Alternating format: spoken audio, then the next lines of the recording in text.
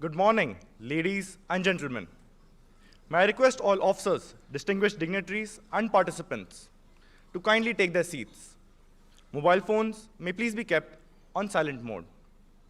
On behalf of Lieutenant General Manoj Kumar Katiyar, Param Vishisht Seva Medal, Uttam Yudh Seva Medal, Ati Vishisht Seva Medal, General Officer Commanding-in-Chief, Western Command, I extend a warm welcome to all present for the Western Command Disaster Management Conclave being organized in coordination with National Disaster Management Authority.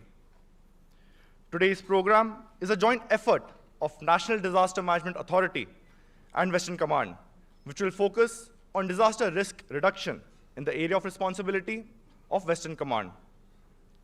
The frequency and complexity of natural calamities is increasing day by day. Weather patterns and cycles have been affected globally.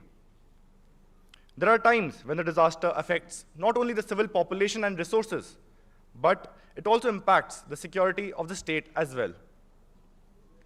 To discuss these challenges, mitigation measures, joint action, and way forward, today's conclave on disaster management has been organized in 4 sessions. At the end of each session, all panelists will be felicitated and a group photograph for the same will be taken. To set things in motion, I have the honor to invite Lieutenant General Syed Ata Hasnain, Param Vishisht Seva Medal, Uttam Yudh Seva Medal, Ati Vishisht Seva Medal, Sena Medal, Vishisht Seva Medal, and Bar, retired member, National Disaster Management Authority, to kindly deliver the welcome address. General Hasnain is a scholar warrior with over 4 decades of distinguished service. He has commanded in some of the most challenging theaters, from Siachen to Jammu and Kashmir to United Nations missions. Since re-attiring, he continues to shape India's security and disaster response. Sir, may I request you to please take the dais.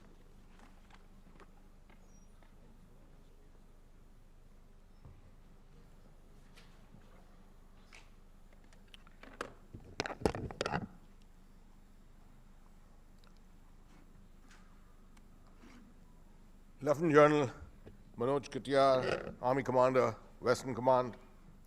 Shri Rajendra Singh Ji, Member and Head of Department, NDMA. Srimati Rita Missel, Honorable Member of the NDMA. Lieutenant General Ajay Chandpuria, GOC 11 Corps. General Pushkar, GOC 2 Corps. Shri Manish Bhardwaj, Secretary NDMA. Senior officials of the Punjab, Haryana, Himachal Pradesh, Chandigarh, Uttarakhand, and Jammu and Kashmir governments. Senior officers of the paramilitary forces and police forces, NDRF, officials of the SDRFs of the different states. I hope I have not missed out anyone.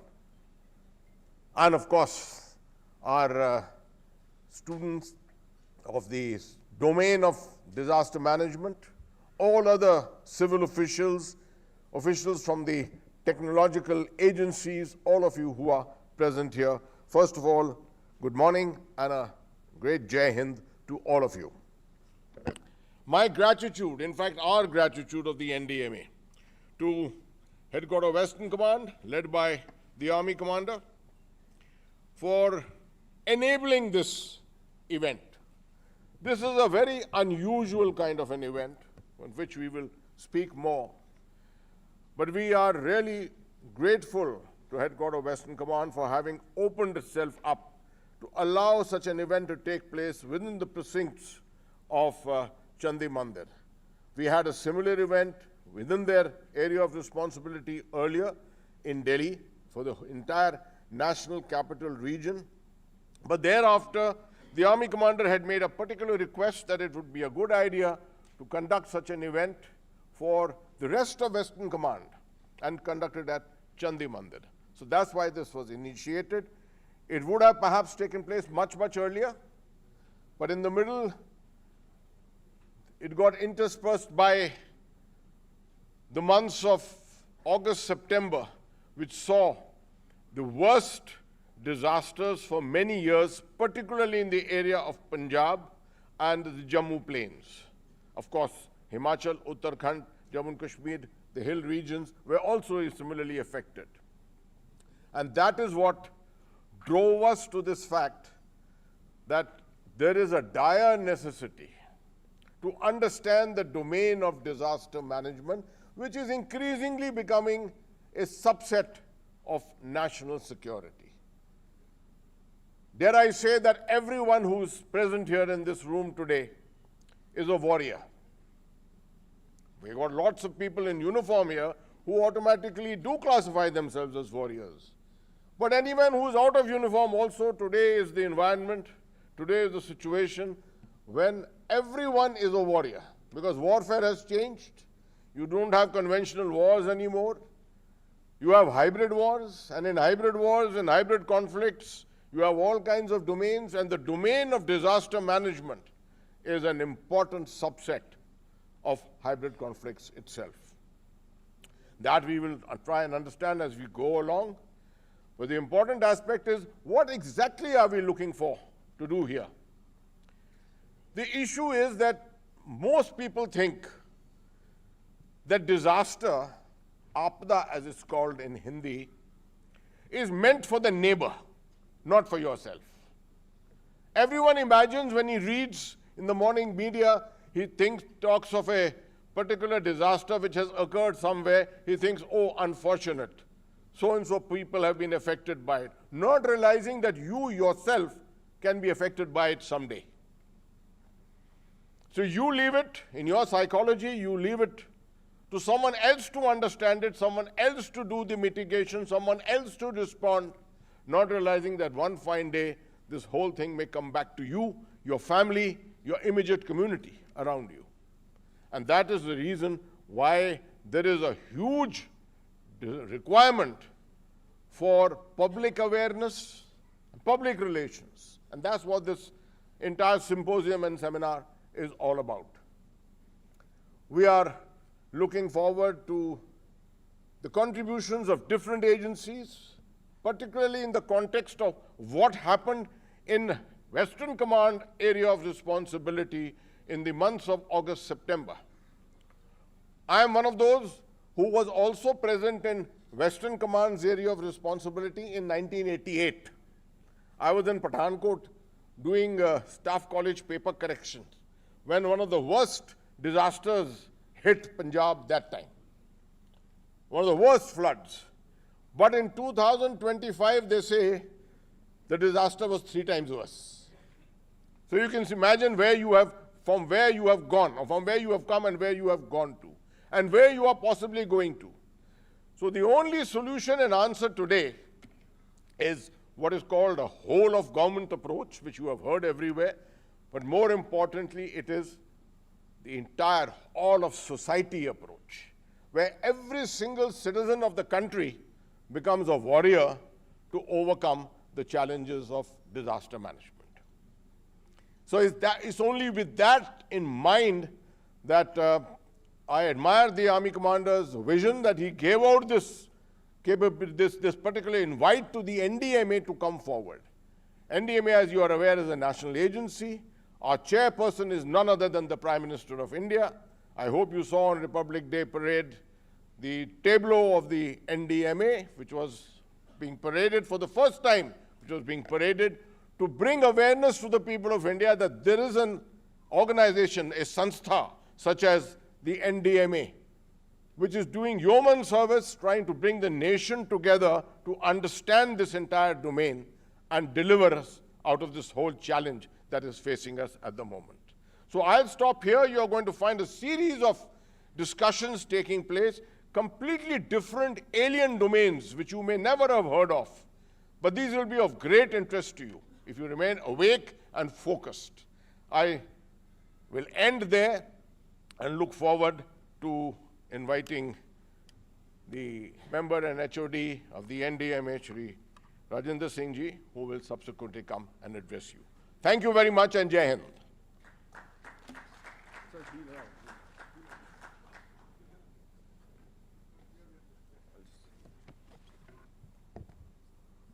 May I now request Shri Rajendra Singh, President, Tat Raksha Medal, Tat Raksha Medal, member and head of department, National Disaster Management Authority, to kindly address the gathering.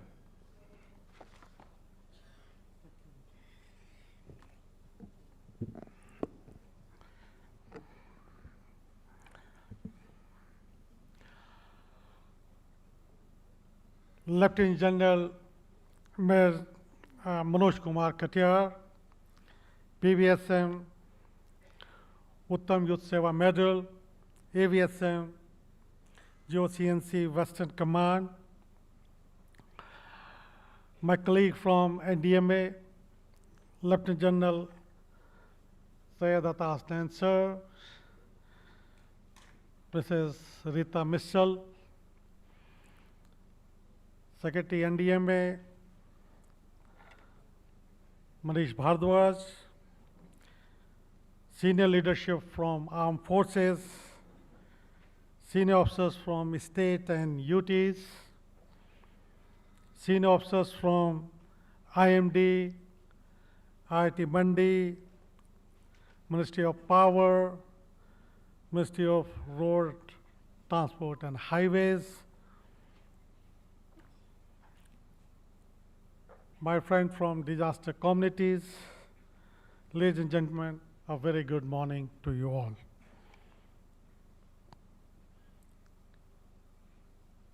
First, let me thank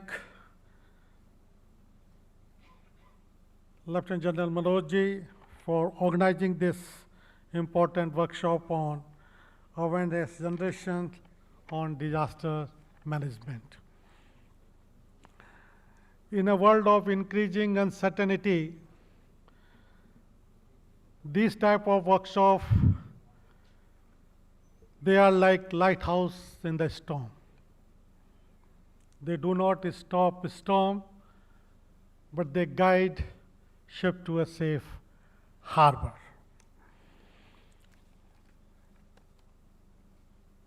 And I would like to place on record our deep appreciation for the exemplary role played by the Western Command during the devastating flood that affected major parts of Punjab last year.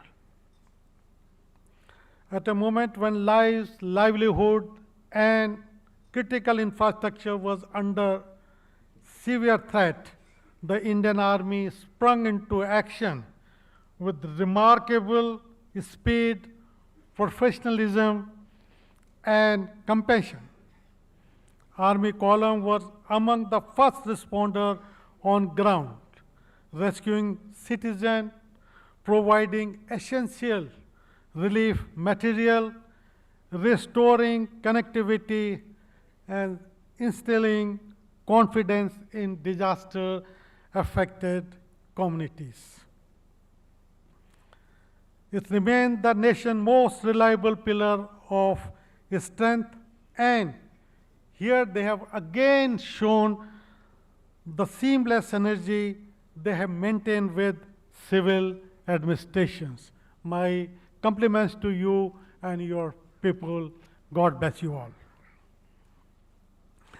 Let me begin with the blunt statement and reality that India does not experience disaster because hazard exists. India experiences the disasters because risk is allowed to accumulate. And this program is about understanding and correcting the imbalance. As we know, India is one of the most disaster-prone countries in the world. In the worst 10 countries, India is there. We have 58% land mass is under seismic zone 3, 4, and 5. We got 12% land mass with flood, almost 40 million hectare land mass. 12.8% of land mass in 15 states with landslide. We got 7,500 kilometer coastline with which is prone to cyclone and tsunami. We got nuclear power plants, 722 reactors, 10 are in the pipeline. You got 2,100 major accident hazard units. And upper Himalayan region, we got 28,000 small and big lakes. 28,000 is less than 0.25 hectare. 2,500 lakes are more than 10 hectares. NDMA is working on that. And Himalayan region faces avalanches, cloudbursts, and these are so many things are happening. And then every time we say that climate change is taking place. Ladies and gentlemen, let me tell you, climate change has not created any new hazard. It has compressed time, intensify impact, and reduce margin of error. And that is where we are there. The reality is disasters today are not episodic events. One episode gone, now let's go wait for a second episode. It is not like a TV serial, 144 serial episodes are there. No. They are recurring stress tests for governance, how well prepared we are. We have seen 1993 Latur earthquake, 13,800 people died, 30,000 was injured, and 1 million people was displaced. We have seen 99 Paradeep cyclone, more than 10,000 people lost.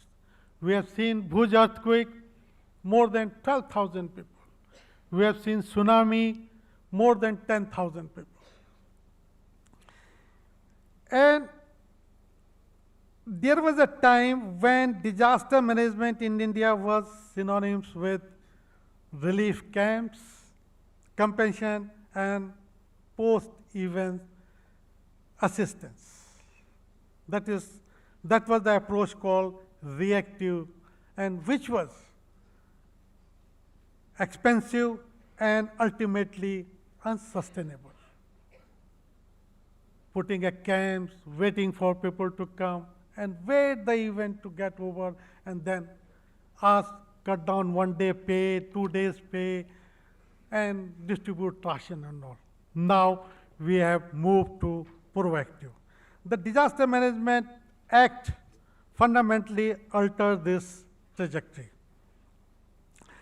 It institutionalized paradigm shifts from relief-centric to risk-centric governance, from response-oriented to prevention, mitigations, and preparedness-driven system, and from fragmented actions to institutional coordinations. And disaster management ceased to be an emergency activity. Now it has become a core function of development governance. Like General Atasnan sir has said, NDMA came in 2005. NDMA came into existence. NDRF, policy, plan, guideline, and apex body is NDMA's mandate was very, very clear to frame national plan, lay down policies and plans, issue guidelines, and establish national standards. Today, NDMA has prepared the National Disaster Management Plan, notified the National Disaster Management Policy for the country, issued 39 guidelines covering major hazards and cross-cutting themes. They are not advisory alone, they are the architecture of national resilience. When we say national resilience, we say disaster resilient India, that is Viksit Bharat 2047. And where we have aligned ourselves with Sendai Framework, Prime Minister 10-point agenda, National Disaster Management Plan, where we have promised, say, when we have mentioned the Viksit Bharat is zero mortality. And ladies and gentlemen, this is not an aspiration.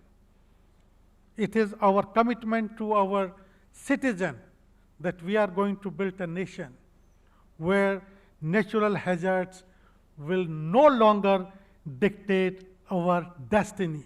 And that is only possible when we are well prepared, when we can prevent and we can mitigate the things. Now, not taking too much of time, I have already taken 2 minutes extra from General Atasnin's permissions.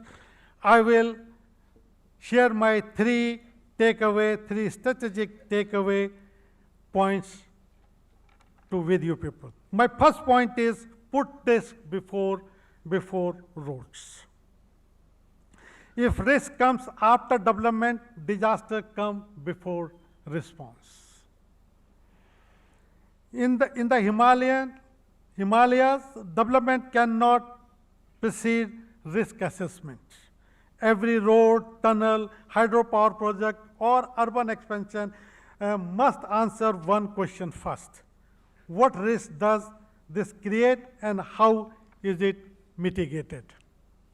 This theme, first point theme, is risk assessment before detailed project report, hazard donation before approvals, and carrying capacity before expansion. You have seen Shimla, you have seen Mussoorie, you have seen Nainital, how and what slope these cities urban development has taken place. One small earthquake and we know what are the losses is going to take place. So before carrying capacity, don't expand your cities. Risk blind development is not growth, it is deferred loss. Always remember that. My second point is institutions save life, not technology. Technology amplifies capacity, but only when institutions are ready. We now have AI-based forecasting, satellite monitoring, and early warning system, but technology does not act on its own without trained manpower, clear SOP, defined command structure, and tested last mile delivery. Technology becomes a false sense of preparedness. A strong institutional make technology meaningful. Weak institutions make technology as an ornamental. So when you are developing your technology, same time you have to enhance the manpower. You have to train your manpower who knows how to use the technology. And I'll say preparedness is my third point is preparedness is the cheapest form of insurance. Every rupee spent before the disaster saves many after it. In the disaster management, in the Financial Commission, 15 Finance Commission, if you people see, 13 Finance Commission have granted us 30,000 crore, 33,000 crore. 14 Finance Commission, it has gone to 64,000 crore rupees. And 15th Finance Commission, it has gone to 2,28,000 crore rupees. But out of $30 billion, when we talk about 2,28,000 crore, $9 billion is before disaster happens. It means 74,000 crore rupees is with us before disaster takes place. If we spend in a mitigation, capacity building, preparedness, if we spend the 74,000 crore rupees in the right place, we can save $21 billion, which amount to 1,56,000 crore rupees. And this saving money we can use for better institution, better hospital, better infrastructure for Viksit Bharat. Preparedness does not generally visibility, great visibility, but lack of preparedness generate irreversible losses. Preparedness means regular drill, update, contingency plan, clear interagency role, and most important is civil-military coordination well before crisis. And the cost of preparedness is predictable. The cost of unpreparedness is unlimited. And lastly, I will say the two lines is कुदरत से लड़ना समझदारी नहीं, कुदरत को समझना ही सबसे बड़ी तैयारी है. And we have seen in last August, September, if we are not understanding the Kudrat, how devastating effect we have seen in Jammu Kashmir, we have seen in Himachal, we have seen in Uttarakhand, Dharali, and we have seen in Punjab. We have to understand this Kudrat. And finally, thank you very much once again for this time, and I want to thank General Katiyar and his team for hosting us such here and wonderful arrangement you people have made. Thank you very much and good day.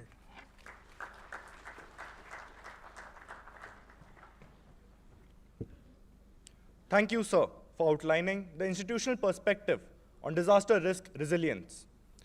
Moving forward, ladies and gentlemen, it is now my privilege to invite Lieutenant General Manoj Kumar Katiyar, General Officer Commanding in Chief, Western Command, for the plenary address. The General Officer is known for his operational leadership and strategic acumen. He has played a significant role in strengthening the Western Command's preparedness to facilitate human aid and disaster relief operations. Sir, may I request you to kindly address the gathering.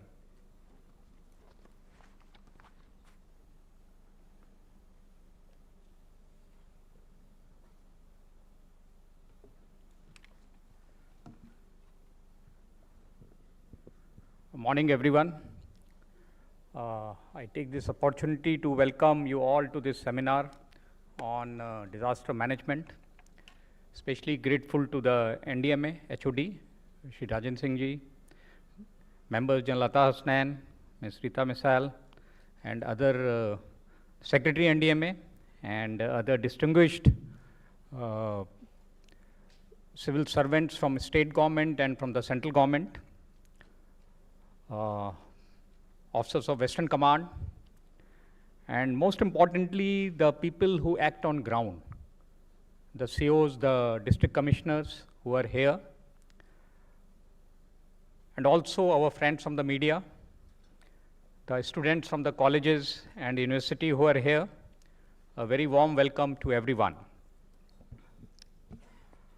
Disaster management is an issue of tremendous importance, very well highlighted in the first two addresses given by very distinguished luminaries in the subject. When we talk of disaster management, generally our focus is on the organs of state, what the state is doing for disaster management. But I feel that every concerned citizen can be a part of disaster management by acting prudently at the time of disaster and also by taking various actions to prevent disasters. Now we know disasters lead to loss of innumerable life, huge economic losses, and we can blame nature for most of these natural disasters. But I feel that a lot of these natural disasters are happening because of human deeds. Climate change is triggering floods, cyclones, so many other disasters, and it is in fact one of the biggest security challenge, not only before the nation, I think for world at large. This is one of the biggest security challenge we have today, the climate change. And I think the present generation has a huge responsibility to save this world from an impending catastrophe, which is likely to happen if we don't wake up in time. We are seeing poor air quality in our cities, result of a number of factors, another man-made disaster which is unfolding, getting worse every year. So though disaster management is very important, we are going to discuss it at length, but I think it's equally important to prevent disasters the best way we can and address the root cause. So maybe the awareness of what causes disasters is equally important. So an increased effort by all stakeholders through talks in schools, maybe having disaster management as a subject in schools and colleges, increased awareness, public awareness. I think the friends from media can play a huge role in that, will certainly help in preventing a lot of disasters. Now, there are a number of subject matter experts here who will be talking to us on disaster based on their experience. NDMA, state government, NDRF battalions, SDRF battalions, local administration, all these have prime role in disaster management. However, very often the army or the armed forces are also called to handle these situations because of our unique presence in very remote areas and also our capability to handle large-scale disasters.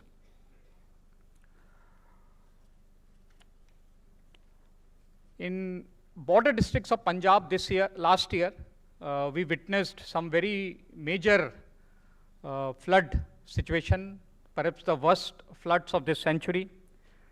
And after having done my reconnaissance of the area, in fact, I had to ask the formation commanders not to wait for requisition from the state government officials or the DCs, but to take initiative, do the reconnaissance themselves by hepters, by boats, and provide whatever relief could be given wherever they are finding the people are marooned or affected by the floods.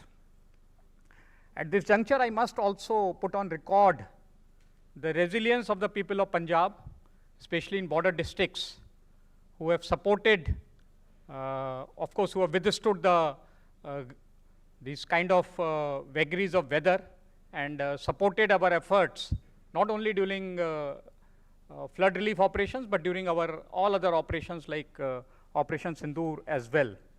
So I deeply appreciate the efforts we received, the help we received from the people of Punjab in all our efforts. Now, these floods were caused basically due to excessive rains in the higher reaches. But I think the sudden release of water from the dams upstream also led to the worsening of situation. Now, desilting of dams could be attempted to enhance the storage capacity. Maybe that will help in reducing the effect of floods. Also, when we look at the dams on Chenab, Ravi, Satluj, all these rivers, they all have crest gates. That's the sluice gates on top. If we maybe go for, it will take a lot of effort for establishment of what we call the under sluice gates, the sluice gates at the bottom. That may help enhancing the capacity of the reservoirs, desilting effort, and maybe in long term addressing the floods downstream. Technology can also greatly help us in disaster management. Accurate weather forecasting, maybe predicting the rains can allow the water can be released more gradually, giving information downstream people based on the weather forecast. Also, we are seeing new technologies. This time we saw that drones were very effective in carrying out the surveillance of the flood affected areas. And also we could use drones even for providing relief material. The logistic drones could be used for providing relief material. We also found that all-terrain vehicles, amphibious vehicles, they were very useful when operating in these flood affected areas. So a lot of technology can be brought in when we are looking for disaster management, especially floods in Punjab. Now, I want to place on record that we have a lot of synergy between the state government, NDMA and Army in addressing various disasters in the state, in various states, but there is always room for improvement, and better coordination will result in better response. timely as well as more effective response. I am sure that this seminar would give us the markers we are looking for in how to go ahead. Often in multi-agency discussions, there is a endeavor to blow our own trumpet. I'm okay, you're not okay. So I think we must make an effort, deliberate with an open mind, and understand each other's capabilities and constraints, and work towards a common aim of addressing any and every disaster effectively. There is also a need to carry out periodic review of own preparedness to handle disasters at functional level, that is at district division level. This year, I'll recommend that prior to monsoons, the DCs, the NDRF units, and army formations can have a tabletop exercise to prepare for any eventuality in various districts. So I'm sanguine that this seminar will immensely help in better response to disaster in Punjab, Haryana, Himachal, and Jammu regions. Before I finish, my thanks to GOC 11 Corps and his team for organizing this event on behalf of the command. And I once again thank all the participants for coming here and all the people who are attending the seminar. Thank you very much. Jai Hind.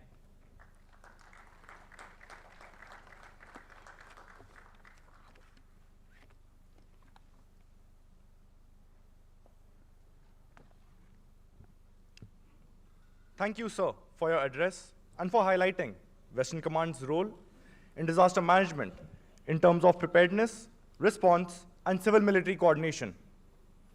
We shall now commence the first session, focusing on military-civil fusion in disaster management and disaster risk governance. The session will be chaired by Lieutenant General Syed Ata Hasnain, retired, member, National Disaster Management Authority. So, may I request you to take the session chair, sir.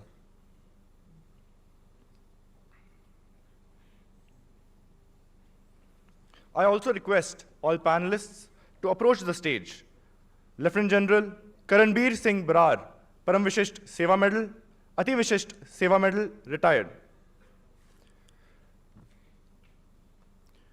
General Brar has been part of several HADR ops, human aid and disaster relief operations, which have been executed under his command to include Wayanad landslides, Cyclone Fengal. Now, I would like to request Shri Manish Bhardwaj, IAS Secretary, National Disaster Management Authority, to take the stage. Sir is also known as the architect of Aadhaar Face Authentication, a breakthrough AI machine learning-based governance innovation. Now, I would call upon stage Srimati Hema Sharma, Secretary, Government of Haryana.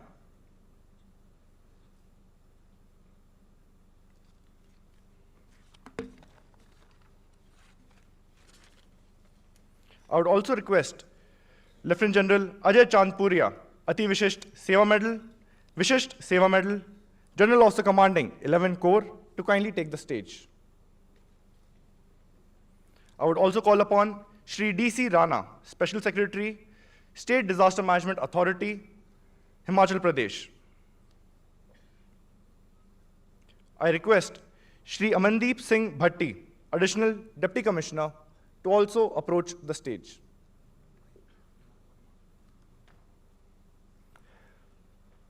I request Ms. Snobir Jameel, State Disaster Management Authority, Jammu and Kashmir, to kindly take the stage.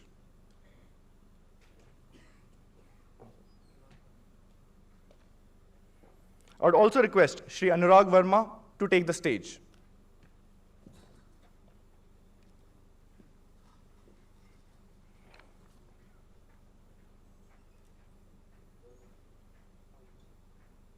I request the chair to kindly take over the proceedings.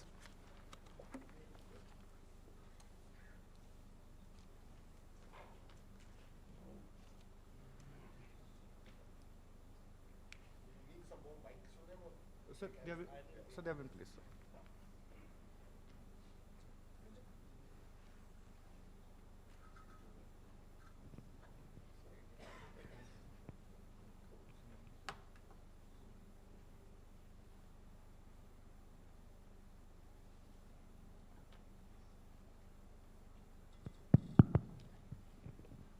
Thank you very much for that introduction. And it's a pleasure to have such a powerful panel with me here. The only thing is that we don't have the kind of time available on our hands to allow everyone to deliberate as much as they wish to. But this is a panel which is more on experience.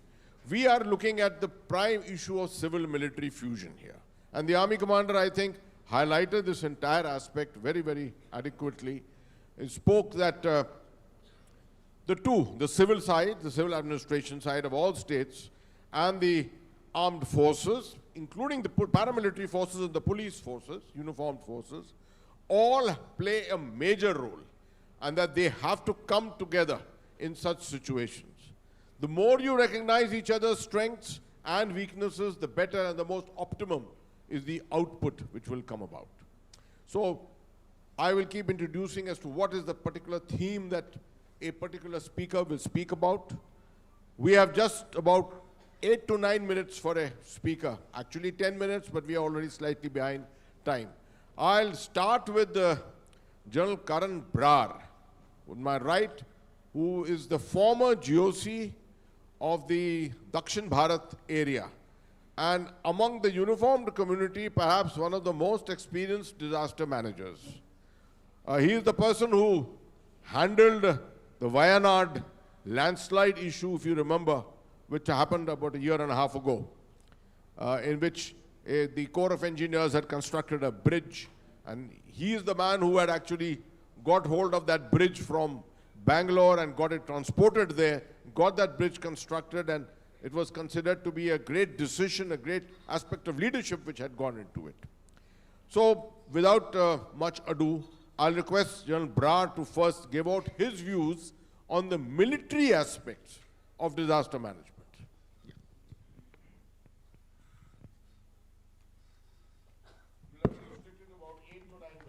Rogers.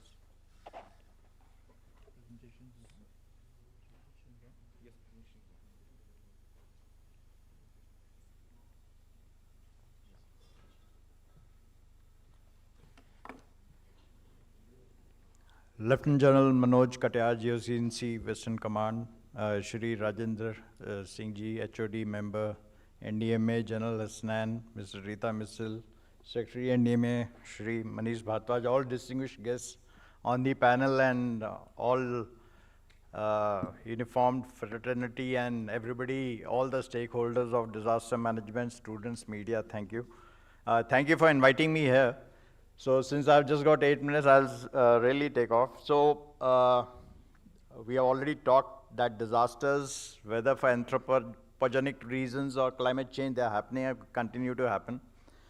So as General Hasnan mentioned, as GOC Dakshin Bharat, there were in my 2.5 years 7 disasters, major ones, 2 cyclones, 2 flood situations, 2 landslides, including this Wayanad, 1 Sirisalam tunnel collapse, you may have heard of it. So 7 disasters, so there were 5 states, so each state had a disaster, and Tamil Nadu had 2.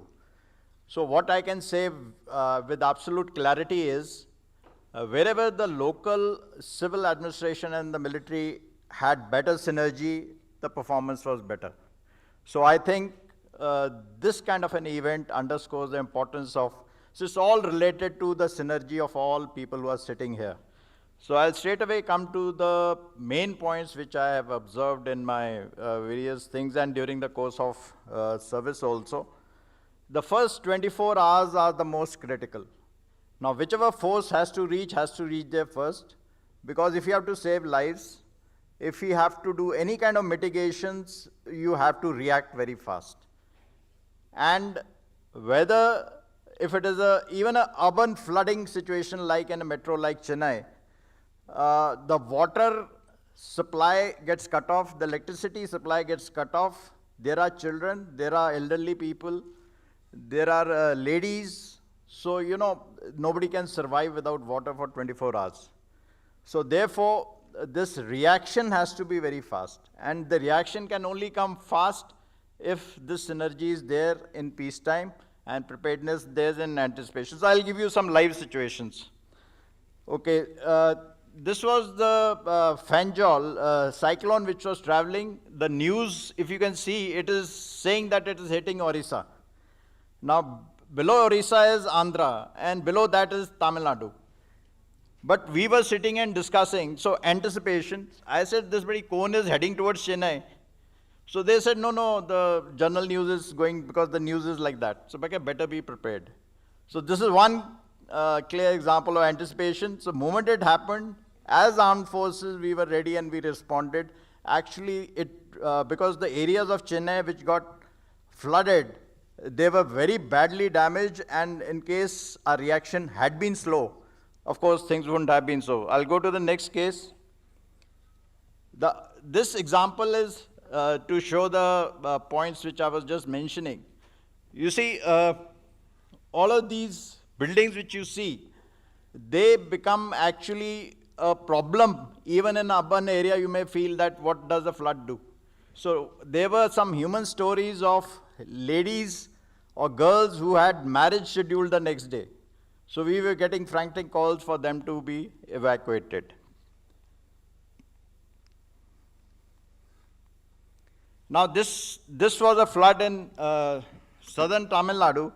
Why I'm trying to show, I don't have a photo. Here a train got stranded in between. Now in that case, the train itself actually becomes a huge problem in case the relief doesn't reach in 24 hours. So that is again to highlight that your reaction has to be much, much faster. And the last is the bridge. Now, the Wayanad landslide happened in the night. It was so huge that everybody, news were coming, there many, many casualties. So this decision of moving a bridge from a training, this thing was taken. And there were 21 trucks which were mobilized. And of course, it was made in that record time. And of course, the award was also given to the lady officer. But, you know, this whole action was one synergetic effort. And these 21 trucks had to be guided to the location. So there was a good enough synergy. Of course, there were traffic jams and other things which were happening alongside, but notwithstanding. Okay, I'll come to the next example. The armed forces have certain special abilities, and they need to be employed as such. The Army commander mentioned that you don't wait for requisition. If it is a major disaster, in fact, the reaction of the co-commander or the senior officers is that provide the aid on first instance. But in certain cases, when the thing can be done otherwise, then armed forces are not to be utilized otherwise. This is not applicable to only armed forces in India. It is, when I served in UN, in fact in South Sudan I was a sector commander, there was Nile which was flooding again and again.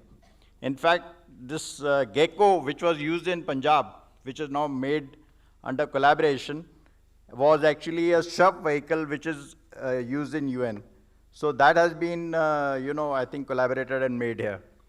So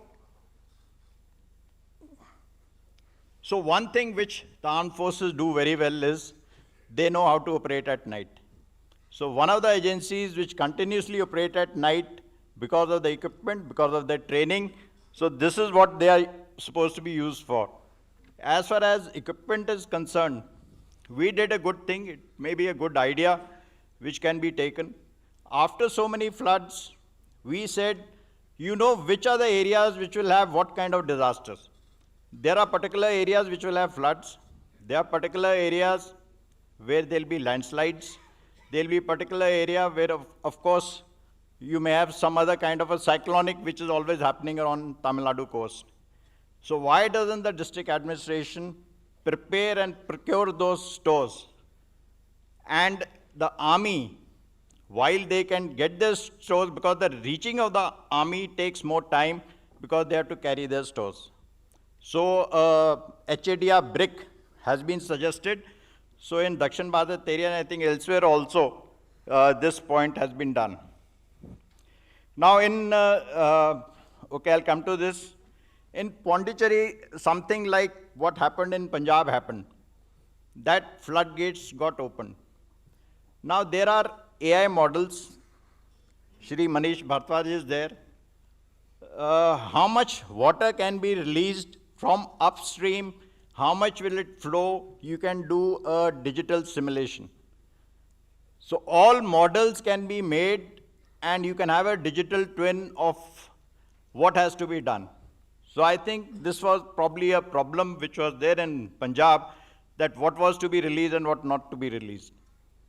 So you can predict how much of rainfall, how much of this thing. So these models, I am with IIT Madras. So these models can be made easily. So the state governments can approach us.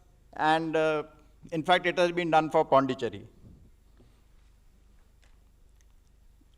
Okay, this is a photo of Wayanad, because the bridge was in a place where everybody could see, and the media was there. This is a place where no media was there. This photo I am only showing the effort to retrieve people who were buried was humongous. And the kind of effort which was done here, I mean, real credit to these guys, because they were on hill slopes. There was no equipment which could be brought, but they did a job day and night. And not only the armed forces, the locals joined in, and it was a terrible situation. In fact, there were worst photos which I'm not showing. Okay, there are some issues which also happen when you're calling for disaster. Now, this is a slight misunderstanding which happens between the local DC and this thing. So the arrow which you see on top, you see there was a breach in the canal. And in fact, General Hasnan told, in fact, he got to know, he said, be ready. We were waiting at Hyderabad, Begumpet Airport, ready to go. But the requisition didn't come. So we were trying to tell, if you don't close it in time, it will increase. And if you have to close the breach, if it increases, the effort is 10 times, 10x. So this is what happened. So what I'm trying to say is the decision, sometimes where you have to call the armed forces, then call it fast. Or be sure not to call it. So this understanding, and this will depend on case to case. You can't legislate when the armed forces have to be called or not. But if you have to call them, what my suggestion is, they do have slightly extra expertise. They should be called in the first instance. So though we closed the breach, but then it was 10 times the effort, and it affected the people also accordingly. Okay, so I think I'll just close all the slides. So this is, I'm in preparation, I think all of the armed forces. This slide is Wayanad. I'm just trying to show the number of outstations of 50, in which NDMA was also there, but was being chaired by the Chief Minister himself. So you can see the importance which Wayanad got. And in this case, of course, I must highlight, it was direction right from the PM himself. We moved 4 or 5 battalions by air. We moved dogs. We moved medical equipment. So when the thing has to be done, then the whole of nation actually joins in. This is a similar event which we did in Chennai, like we are doing here. It was a tabletop exercise, as Army Commander mentioned. It was a 2-day event. So these events, we synergize, the SDRF, the local authorities, the fire department, all the stakeholders. We did a good exercise of it. And of course, this is not moving. Just 2 slides. This is just to show you the tech part. There are enough tech startups who can do, and now this is what was done by the tech startup. Also, the crop damage takes place. So you can use technology to assess the insurance part. So this was done in Vijayawada by one of the tech companies. And the last part is just some citations by the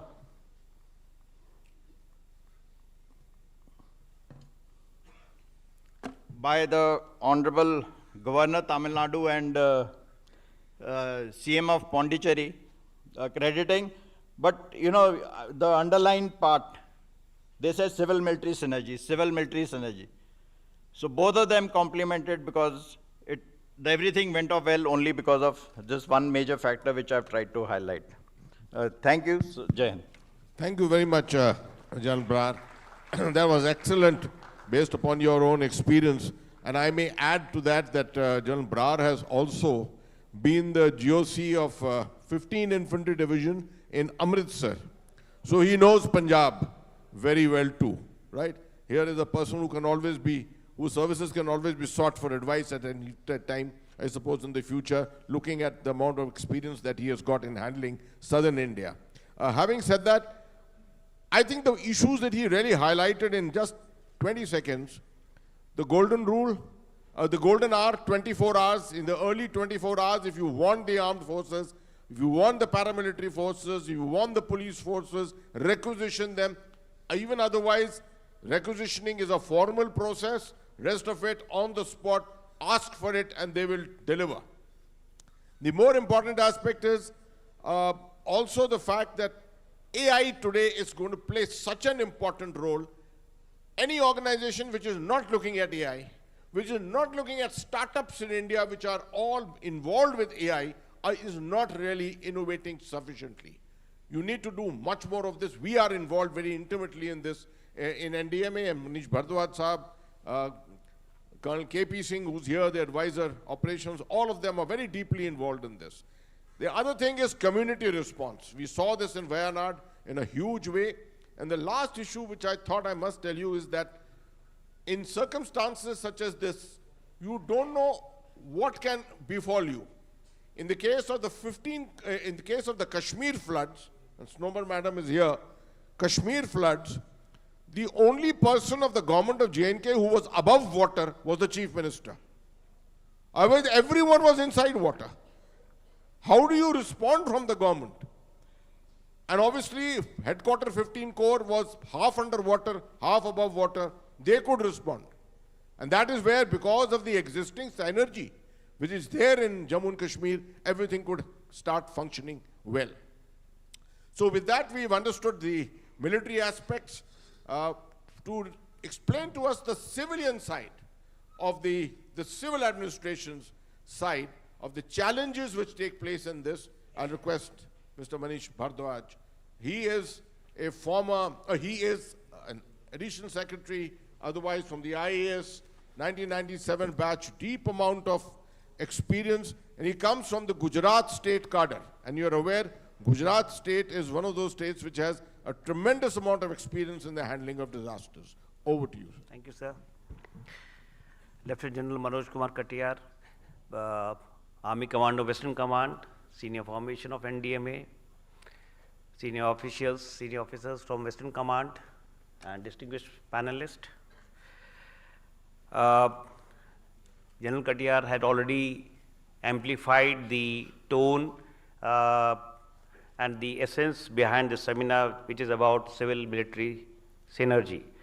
So this synergy was not established in a day. I remember, sir, when I was posted in Gujarat during the time of Bhuj earthquake, I was at the field. At that time, Gujarat had not experienced, in recent memory, a devastating catastrophe of such a magnitude wherein the entire command and control structure had collapsed. At that point of time, the communication systems had just snapped, and there was no way to provide instant relief response and rescue operations to be conducted, but the district administration was severely hampered. And what followed in the aftermath, when the entire disaster community descended upon Bhuj in terms of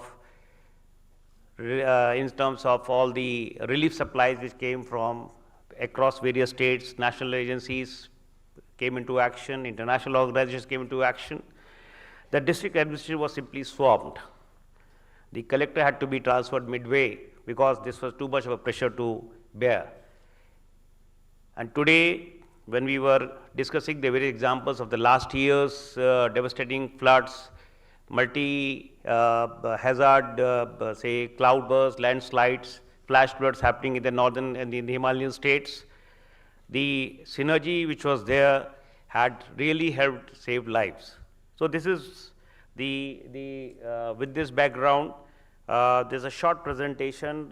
We would like to just take you through the slides on the issues relating to the civil services in terms of establishing a meaningful and an actionable fusion in terms of disaster relief responses at the district levels.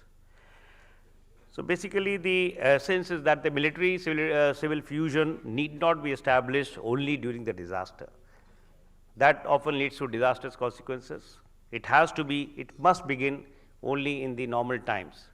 And that too, the basic criteria is to have a clarity on the roles. As we all know that the response in the disaster response in India is generally civil-led.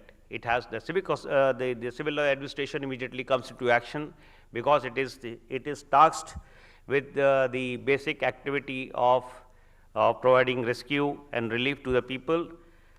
It carries the legal mandate is with the civil administration, and naturally the armed forces bring in their specialized capabilities that significantly enhance the response effectiveness.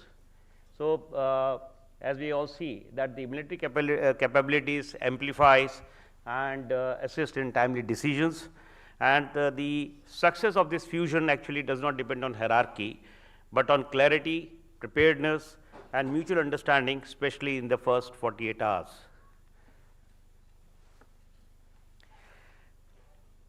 These are the very crucial times when the district administration is severely hard pressed. In terms of the DM generally, as we all know, under the IRS incident response system, he is also the incident commander, and as a responsible officer, he has to shoulder the entire responsibilities. It is the DM and the district administration responsible for establishing the command and control in the aftermath of the disaster, activating the district emergency operation centers and the incident command post, and prioritizing life-saving action rescues, evacuation, medical responses, and shelters. Naturally, the greatest pressure then arises from decision making, as the decision making has to be taken on the ground and also during the times of uncertainty. As we all can appreciate, any aftermath, particularly when we face a catastrophe, the situational awareness is severely hampered. It is fragmented. It is not very. The damage assessments are always evolving, and the information is generally incomplete. At the same time, the pressures from it has to manage the public communication, which is very essential, the media scrutiny, the law and order situations, and the multiple responders need to be coordinated well. So this is where, and before the external reinforcements arrive. So in that scenario, the coordination of the district administration, the responsibility becomes too huge, and if the civil administration is not well prepared to handle the local district level disaster of such a magnitude, then the responses generally are inadequate, and that sets the template for further complications. So key message is if we look at this slide, basically, why the first 48 hours are said to be the hardest. So in that scenario, the district administration, we have to appreciate the position on the side of the civil administration, wherein under various the pressures, the constraints in which the district administration with its scanty resources have to respond to that situation. And as we evaluate this at the national level, that we escalate that from the level 1 to the level 3, that is up to the national level, when we look at from the national perspective, so still the district is the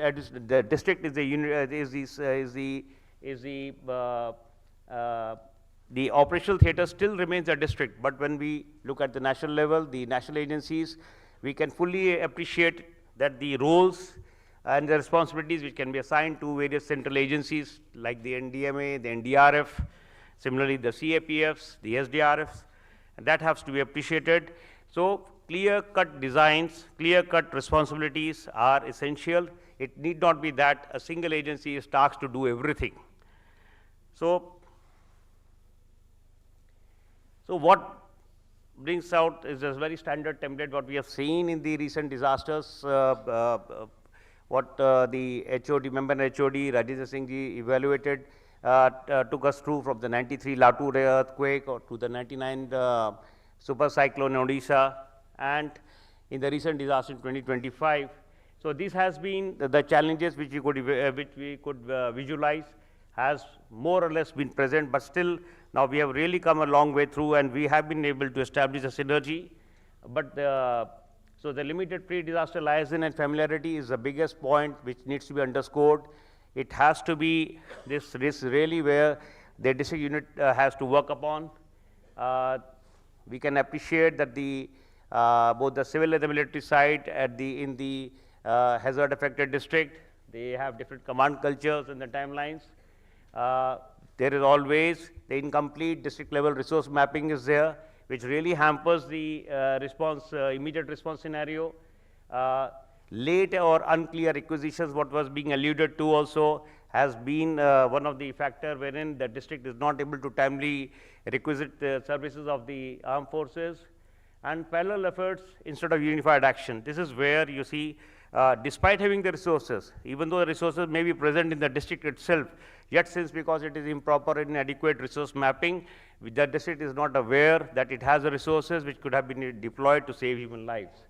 So these are systemic issues basically and not individual failures.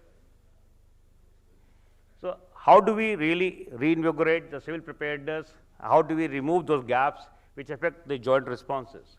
So first of all, the EOCs need to be strengthened. What we have seen time and again in the various, particularly in the Himalayan, if I say in the last years, Himalayan states, we have seen the disasters in J&K, in Punjab, in Uttarakhand, in Himachal Pradesh. Similarly, what has been seen in other states as well. But the non-functional or is what we can say as a bare skeletal level EOCs are a biggest the impediment right now. They need to be staffed well. The states must ensure that the emergency operation centers at the district levels are adequately staffed. The communication lines, the communication systems need to be more robust. Fragile communication, what we see in saw in J&K, the communication systems till as late as last year itself went in for a severe handicap, and in cases of strategic importance, these handicaps must immediately be removed. The SOPs need to be aligned with the IRS, which generally we see in cases where we find the response to be inadequate. This has been found to be one of the main reasons for why the response is not adequate, because the SOPs are not fully aligned with the incident response system. There is always a limited exposure of civil officers to military capabilities, which I believe that the state governments need to really work more on, particularly in those districts which are vulnerable to multi-hazards, particularly if you look in the Himalayan states ecosystem. And the joint training and the tabletop exercise with what was being alluded to need to be increased a lot. So NDMA on its part has been emphasizing, has been conducting also very regular tabletop exercises. Even joint state exercises have been conducted in the last so many years, and these need to be multiplied at the state level and the district level as well. And the reactive coordination during crisis also needs to be converted into more of proactive approach during normal times. Sure. So I'll just wrap up. So this is a leveraging military capabilities. So clear tasking routed through EOCs has to be established. Outcome-based requisitioning needs to be done, and not asset-based demands. There has to be unified command and shared objectives, and military strength definitely need to be added where they add maximum value. So these are, in a way, the prescription what we believe is for the standard civil military fusion for the districts. So fully functional SEOCs and DOCs year-round should be there. It should not be episodic. Regular linkages with military command centers needs to be established. Half-yearly civil military liaison conferences need to be conducted. Shared situational awareness platforms need to be provided, and to have institutional mechanisms for tabletop exercises and the mock exercises. So the fusion must be institutional and not personality driven. So three expectations would be not only in terms of EOCs, but in a way, so preparedness, awareness, and continuity of engagement actually are in a nutshell what we prescribe to have a better response from both the civil and the military side. whenever any district faces a disaster. Yeah. Thank you. That is all from my side.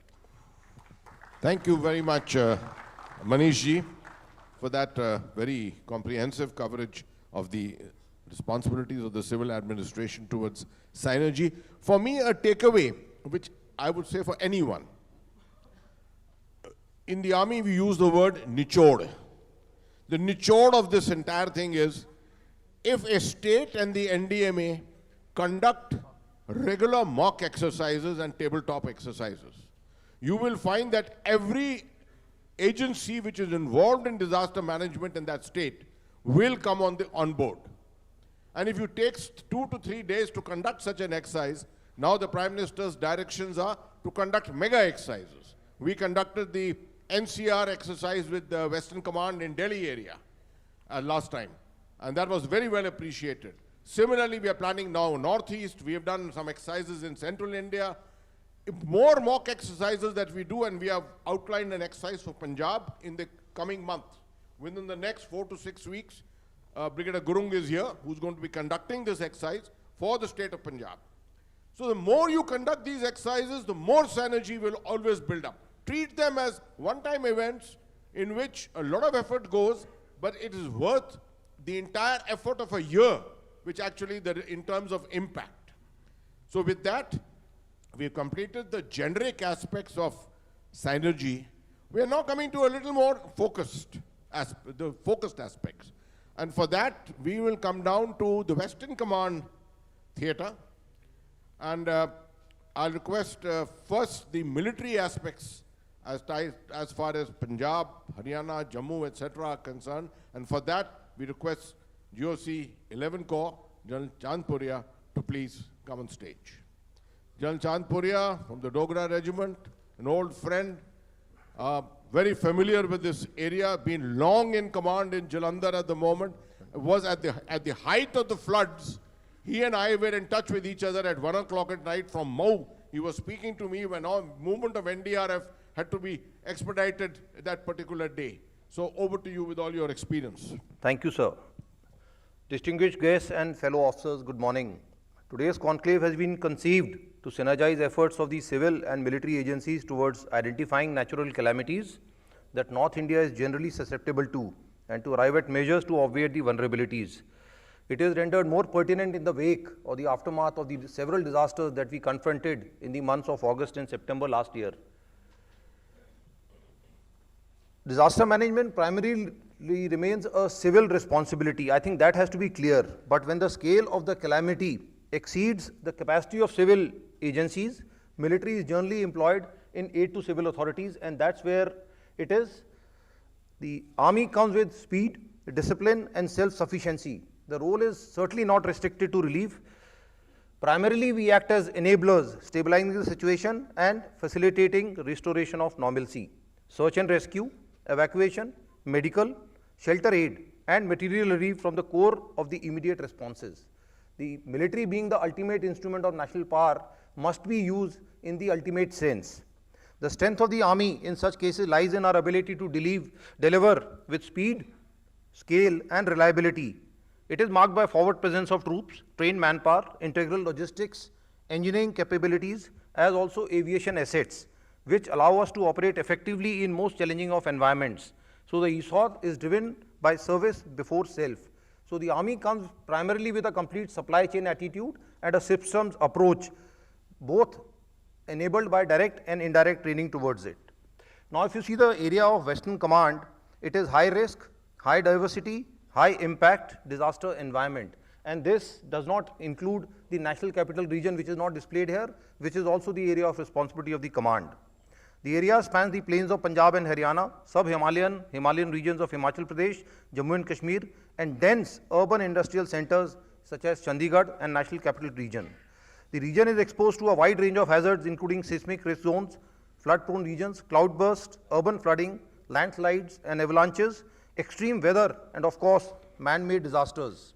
The high population density, poorly designed urban infrastructure, vulnerability and proximity to international borders significantly amplify such impacts of the disasters. The landscape is not only diverse, it is operationally demanding. The nature of the terrain, population density, and threat profile imposes a clear operational imperative on how we plan, deploy, and respond to various challenges. We have the river Chenab to the north, coming down to Ravi, Beas, Satluj, Ghaggar, and of course the Yamuna river. So in all 42 districts of these 4 states, as also the National Capital Region. These are some of the illustrative examples of the disasters which have been confronted in this region. Right, as I already said, that it is primarily a civil responsibility. However, military is to be employed as a last resort, and as was covered by General Atta Hasnain, that disasters have a national security implication, and hence the armed forces have a mandated role to respond to it as whole of nation, or better put, as whole of society approach here. Primarily, it is handled by the corps headquarters or the area headquarters, and then at every successive level, we have different headquarters and agencies which are tasked and assigned different areas of responsibility. And as it was covered after this, we plan to take this down to the district level so that all stakeholders at the ground level are part of this process of empowerment. Just to give you a glimpse of Operation Rahat, which was in the month of August and September last year, in the face of unprecedented disasters, Jammu, Kashmir, Himachal, Punjab, Haryana, Chandigarh. Look at the total forces which are employed, about 42 columns of the army, 16 aircrafts, and 17 engineer task forces.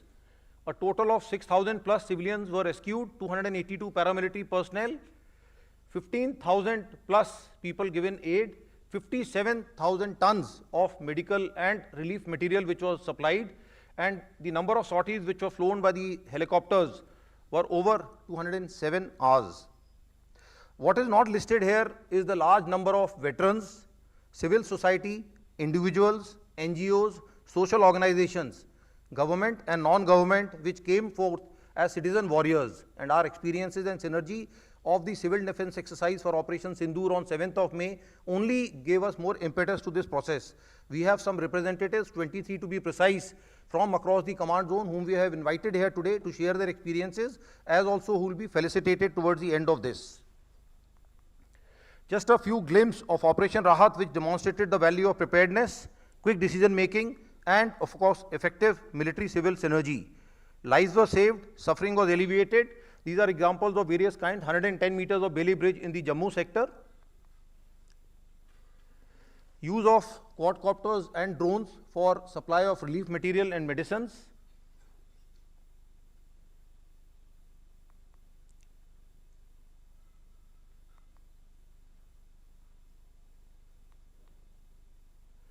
Use of helicopters, especially in dire circumstances, and pilots do it at great risk.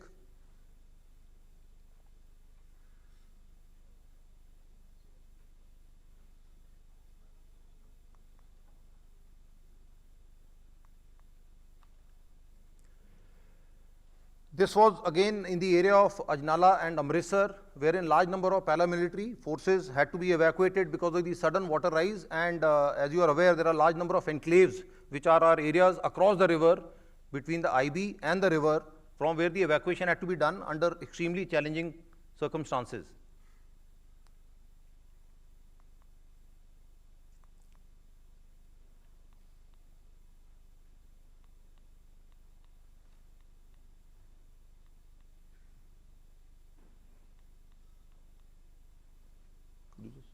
Push the next slide, please. Thank you. This is in Firozpur sector, wherein timely action with respect to strengthening of the bunds and employment of engineer task forces probably prevented a repeat of the 2023 disaster in this area. Next, please. As it is amplified here, perception management also plays a very important role here, and these are some of the acknowledgements from various stakeholders with respect to the kind of effective military-civil fusion that was achieved here. Next. As military headquarters, we also must analyze the impact of such disasters on the operational readiness, especially when peace with the western neighbor is tenuous at the best.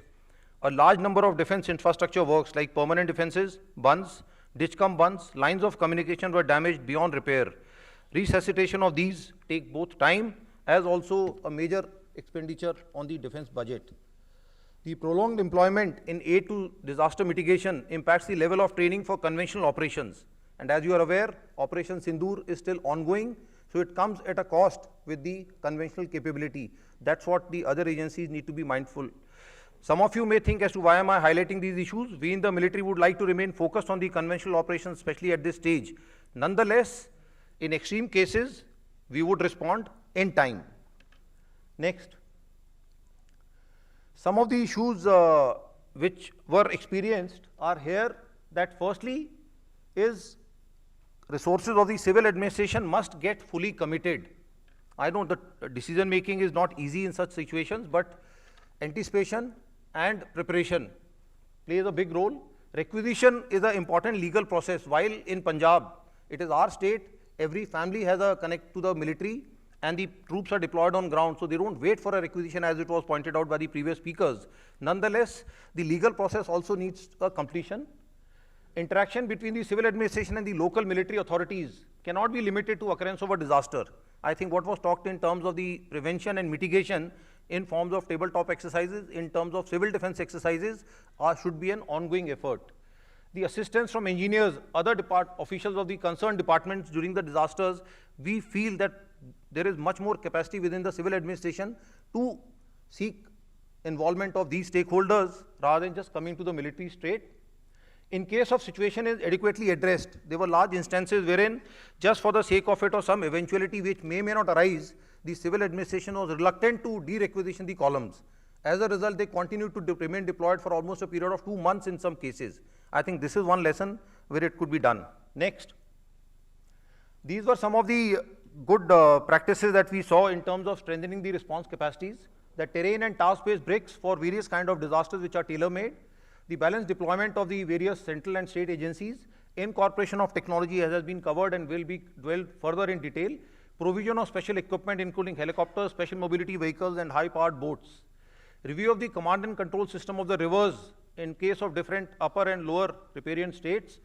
Interstate and interagency cooperation, of course, goes without saying, and while we may say that the last not the least, enforcement of the environmental and municipal norms in terms of prevention and mitigation, I think that is where the HOD also mentioned about the accumulation of risk, that prevention is always better than the subsequent treatment.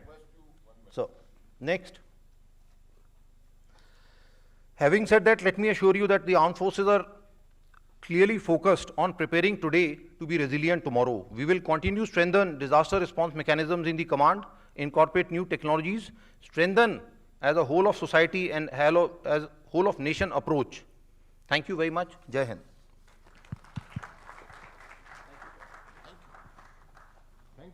Thank you, John Chantoria. Thank you very much for that. Extremely useful. A takeaway from that, basically what I would say, resource mapping. All over Punjab, the kind of Punjab, Haryana, areas of Himachal Pradesh, most of the states, you will find tremendous amount of resources are available actually. The only question is we don't know where they are. They're all hidden somewhere or the other. Over a period of time they've been acquired. The private sector has acquired it, the government has acquired it, the army has got a tremendous amount under his belt. No one knows it. Who knows about the Corps of Engineers? The Corps of Engineers, the kind of equipment that they have which can be made use of is hardly known to civil administration mostly. So this is where resource mapping, the one term which you should put into your mind as a takeaway from this symposium is the resource mapping. We'll talk about it as we go along. My other point is that let it be also recorded and known the kind of effort put in by the local civil administration, the deputy commissioners of various districts, and some of them are here and they will be speaking later. I can assure you, the nation needs to salute them. Under this kind of challenging circumstances that we saw in the month of August, September, many of them, lady officers, gents otherwise, all stood up equally to the challenges which were presented before them. So now we look forward to hearing from Mr. Anurag Verma, who was himself responsible, so deeply responsible for all that was happening in Punjab at that particular time. May I request you to give us the civil side of it, from the civil administration side of it. What are your expectations? Were you disappointed? Were you happy? What else needs to be done?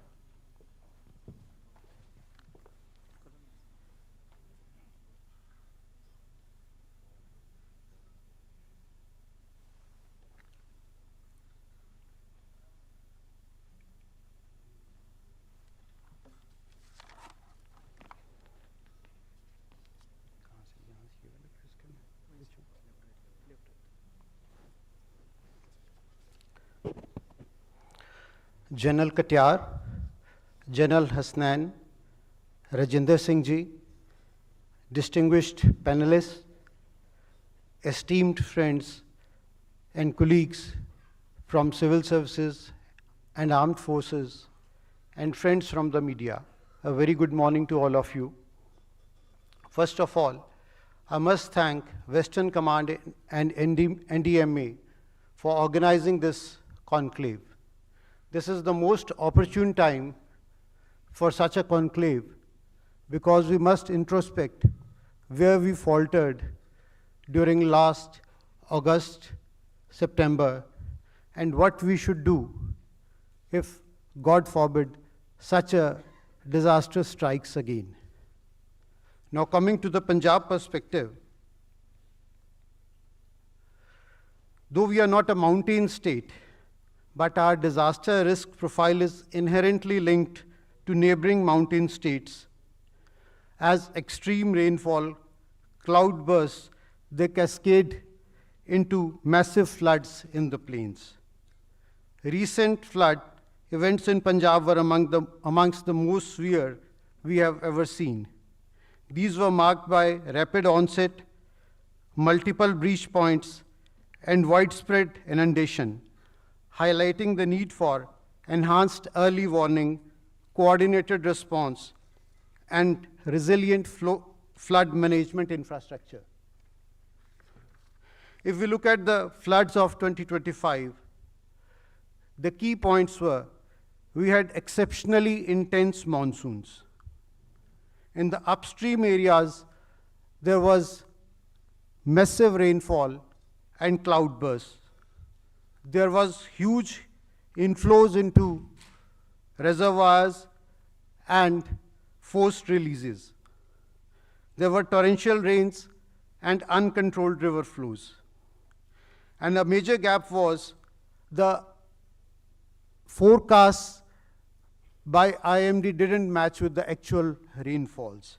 This led to a lot of uncertainty and the whole planning went haywire. All this resulted in loss of about 60 lives in the state of Punjab. About 5 lakh acres of land was inundated, and when we conducted special Gardori, about 3.5 lakh acres of land, farmers had suffered huge losses. This was a huge setback to our economy. There was loss of livestock.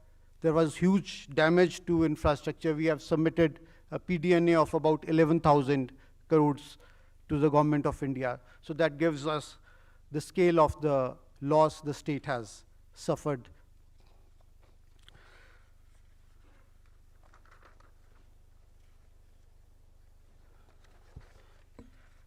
Here I would like to place on record the deep appreciation of the state of Punjab to the Indian Army, especially the Western Command and the Indian Air Force for their exemplary service during one of the most devastating floods faced by the state.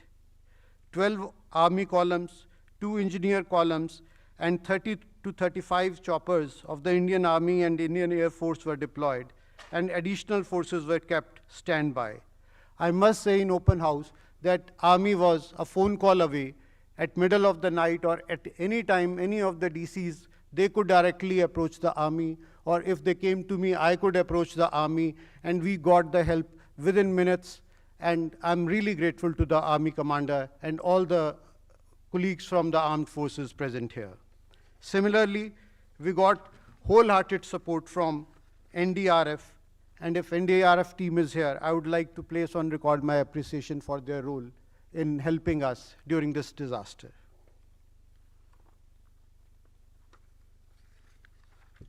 Now, looking at the past, what are the lessons for us and how we should move forward? There is a very crucial need for stronger interstate coordination. We have been talking about interagency coordination, but from this experience, we realize that we need much greater coordination with Himachal and J&K. Similarly, we need greater coordination with CWC.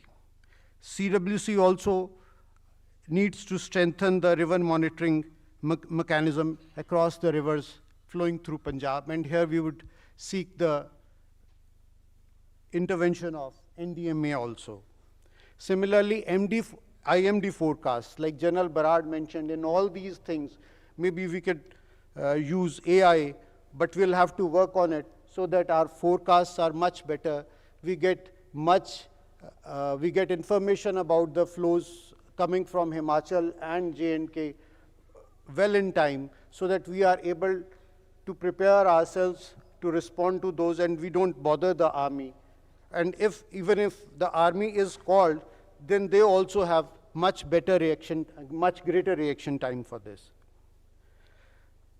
Learning from this experience of these monsoons, I would like to share that we are strengthening our local response capacities. Punjab's SDRF, as of now, comprises of only one team, so we have to go to NDRF and Army. So now we have got approval for induction of 545 personnel for SDRF. This will then comprise of 7 companies. They will be strategically deployed all across the state. Then we are purchasing equipment for SDRF. We are getting the capacity built by getting them our personnel trained from NDRF. An MOU has been signed with NDRF 7th Battalion to operationalize the NDRF response reserve and to enable use of their resources during disaster. We are creating mitigation divisions at state level and district level. We have activated State Disaster Management Fund, and during the current financial year, 250 crores have been released to the Irrigation Department for taking up flood risk mitigation at crucial and vulnerable sites. Further, we feel that we need to strengthen institutional capacity. We need to build technical human resources. We need better planning. We need to clarify roles, write down the clear-cut SOPs, and disseminate that information to all concerned, operationalize state and disaster emergency operational centers, strengthen SDRF, as I mentioned earlier. Similarly, as it was mentioned earlier by Army Commander and all others, we need to institutionalize coordination.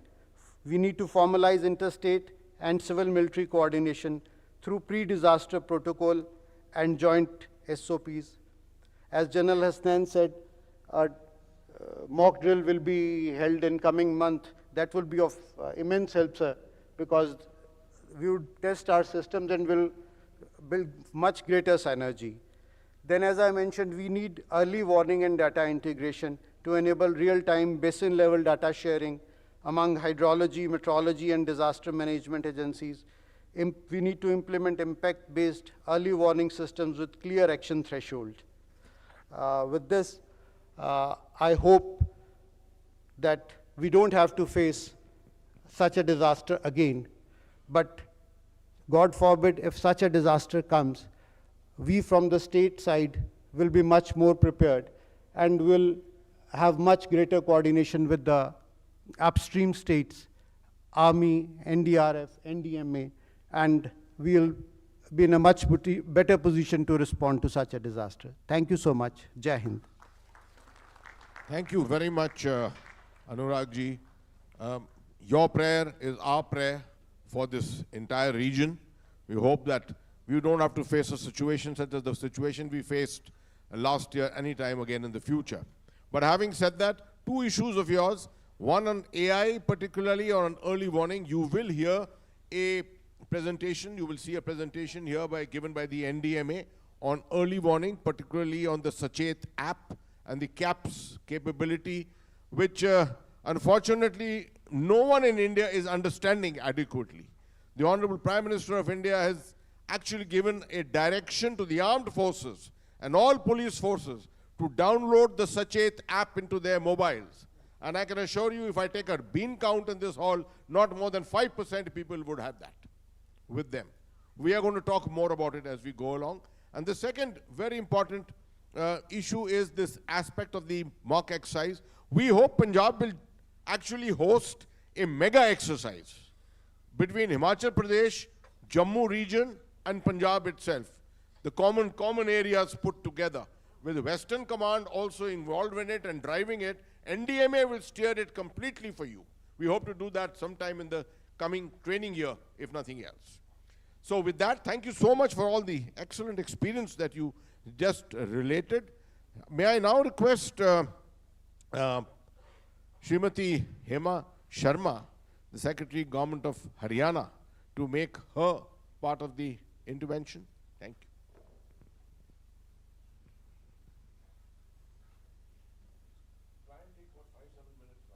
Okay, sir.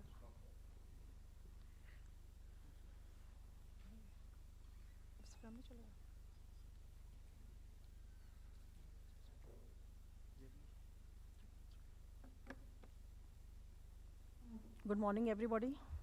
First, I am thankful to NDMA and Western Command for organizing this type of awareness program. I personally think that this type of activities are very necessary to sensitize the public about these national disasters. My personal suggestion will be that if we introduce this type of activity at the school level or college level, student must be aware of this type of activity. As you have said earlier, said that mock drill are very effective in dealing this type of disasters. Nowadays, we save a lot of disasters like Corona or any other type of activity. To deal with this disaster, we need student intervention, public intervention, as well as government machinery also. All play a very important role in mitigating and dealing in these disasters. People, student at the school level and at the college level, if they are familiar with this type of activities, how to mitigate, how to deal with this disaster, how to face this disaster, they are very helpful in the future intervention also. At the time of, by organizing this type of activities, if people are familiar with this, they can also help in mitigating the disaster and how to face and how to save the lives of the people also. Through this opportunity, I request the NDMA and the higher level authorities to introduce in the student curriculum also, in the syllabus also, how to deal with this activity and how to prepare themselves also to minimize the disaster in the future activities. And public also get information regarding this type of disaster. If we study in the newspapers, suppose this seminar awareness program has been organized at this level. Tomorrow, we are have about 200 people here to listen these views of the different stakeholders. But when we study in the newspaper through media, it play a very important role in the creating the awareness through TV channels, through social media, all very helpful in the spreading the awareness regarding disaster and how to deal with this disaster. And I hope in future we will also be cooperating with each other, the government machinery as well as National Disaster Management Authority and state level authorities also. And we request in future we should organize more such mock drills, be organized at the state level, at the district level, at the grassroots level, at the village level also, so that people are familiar with these activities and they can contribute a lot in mitigating these disasters. That's all for me, sir.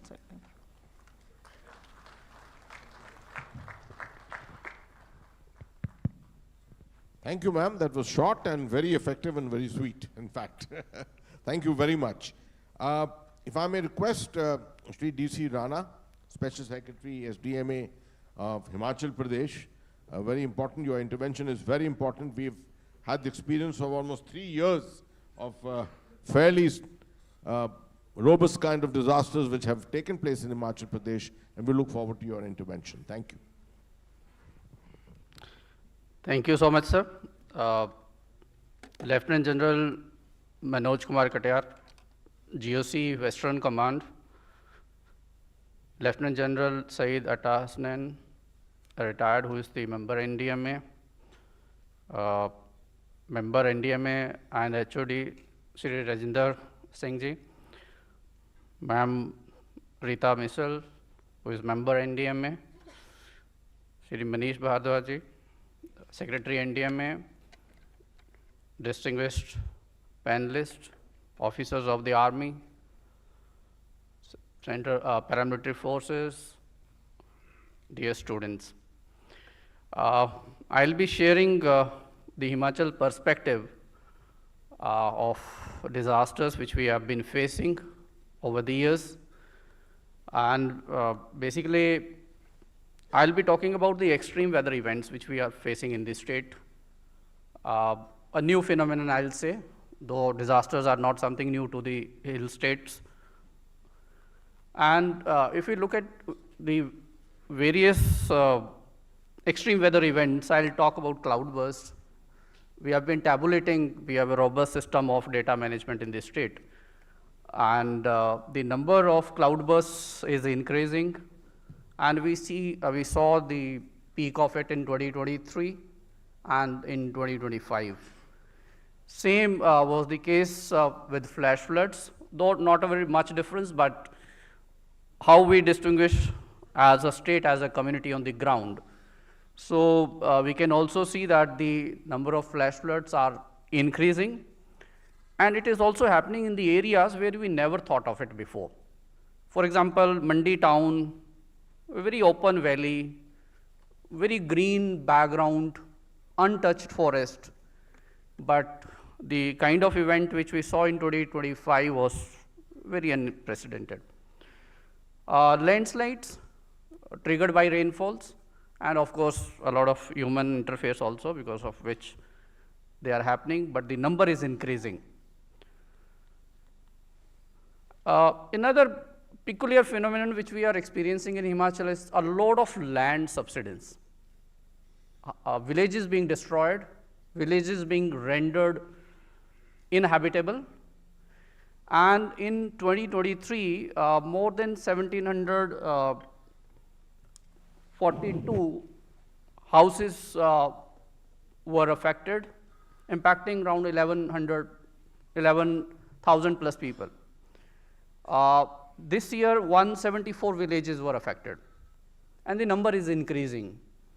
The challenge for us is that, and you could see such kind of picture from military station Dharamshala also, sometime in 2018. A lot of houses which were built there, they just came down along with the slope.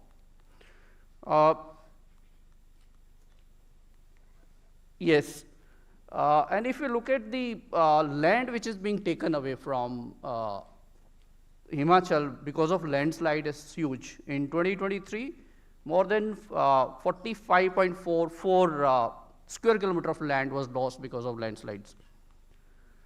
And when we talk about the extreme events, see this is from the Samej area, Bagipul. It happened when we had incident in Wayanad. Unfortunately, these incidents happen in very remote locations, not captured by the camera, don't get the media highlight also. And see the width of the Nala before and after the event. These are the satellite images. It is in Bagipul, 38 meters before the incident and 218 meters after the incident. So all the infrastructure, houses, whatever is there is taken away. Another example, 35-meter stream, local stream, where there was no rainfall at all. It happened, the event happened somewhere on the top of the hill, and the damage was huge, 118-meter width of the Nala after the event. A lot of glacier lake, which is a cause of concern for all of us in Himachal, but I think all people who are dependent upon Himalayan streams. Because if glacier melt very fast, we won't get water in lean season, particularly in summer, and they are melting very fast. A lot of lakes are getting formed, and if we studied 4 lakes expedition went on the ground and see the sizes of the lake. There's a lake called Gepangat. Its area is increasing since 1970. Now the area is 92 hectare. And if you see the depth of the lake, it is 46.34 meter. This survey has recently been done. So a lake with 96 hectare and depth of more than 46 meter, it is going to impact area till J&K if it burst. 4 lakes we have identified, and there are lakes with depth of 36 meter, 28 meters. We are trying to mitigate them, putting up early warning system, but the access to the lake is limited only for 3 to 4 months a year. A huge challenge to even reach there, even 34 kilometers away from the nearest road. Unseasonal snowfall. There are certain areas in Himachal which are available for tourists only for limited period.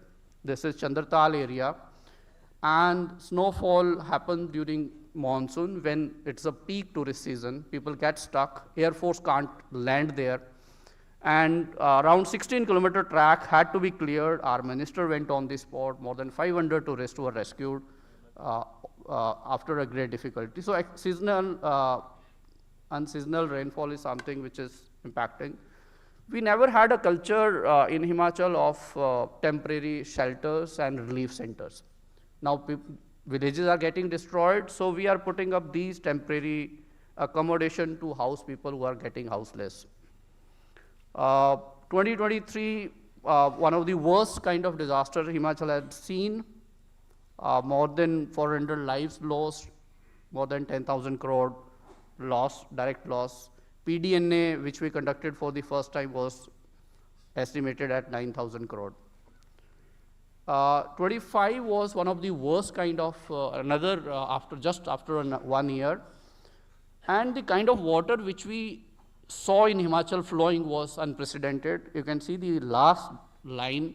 Pong Dam has received highest ever flow of 9.68 BCM water in July and August.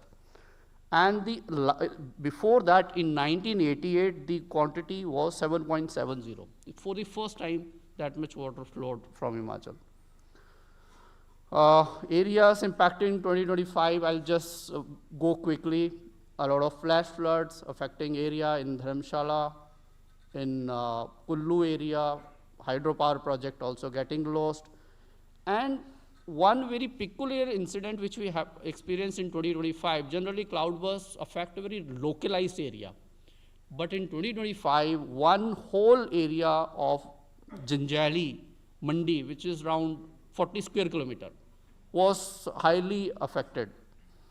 A lot of damages. This is a village after the incident.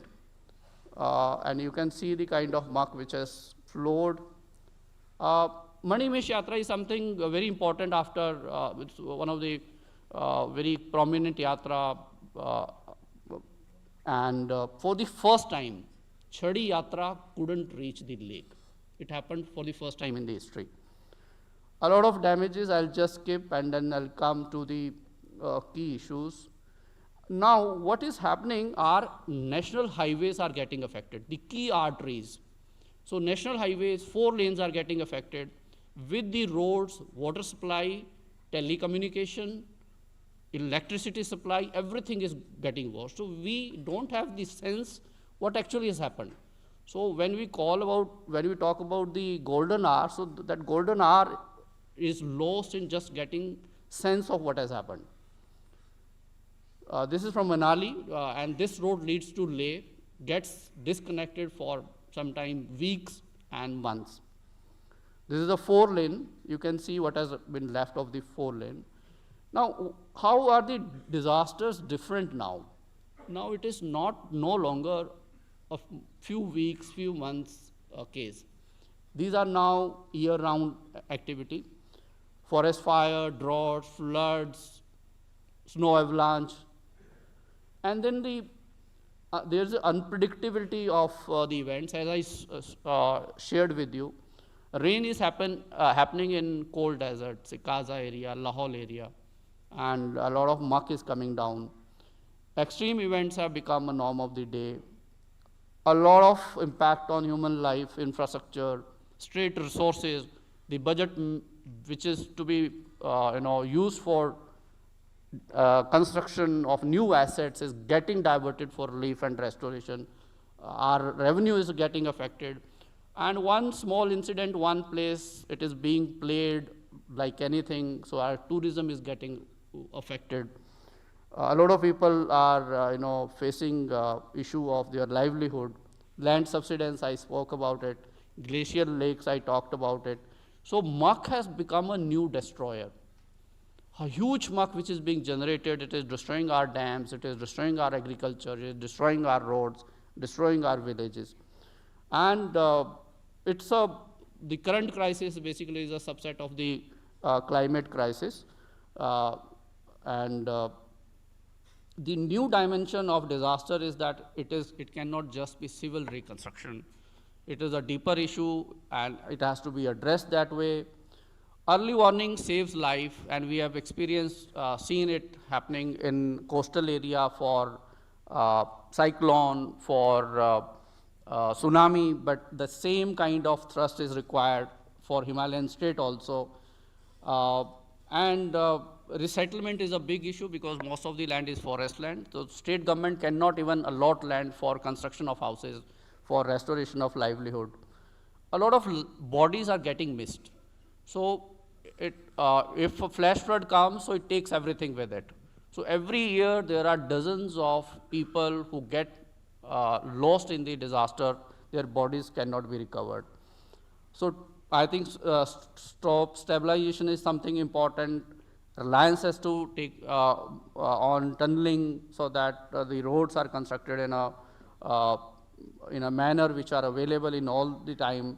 And I think a lot of regulation is required for that, a lot of public consultation, political will is required, and evidence-based multidisciplinary studies are needed at all levels. We need to work together in order to respond to disaster. It goes without saying that we have been getting a response and assistance from all, whether it is the state government, central government, DM authorities, Army, Air Force. Yes, right, I'll close, sir. So, dams, we have a huge issue with dams, more than 30 of them and some major.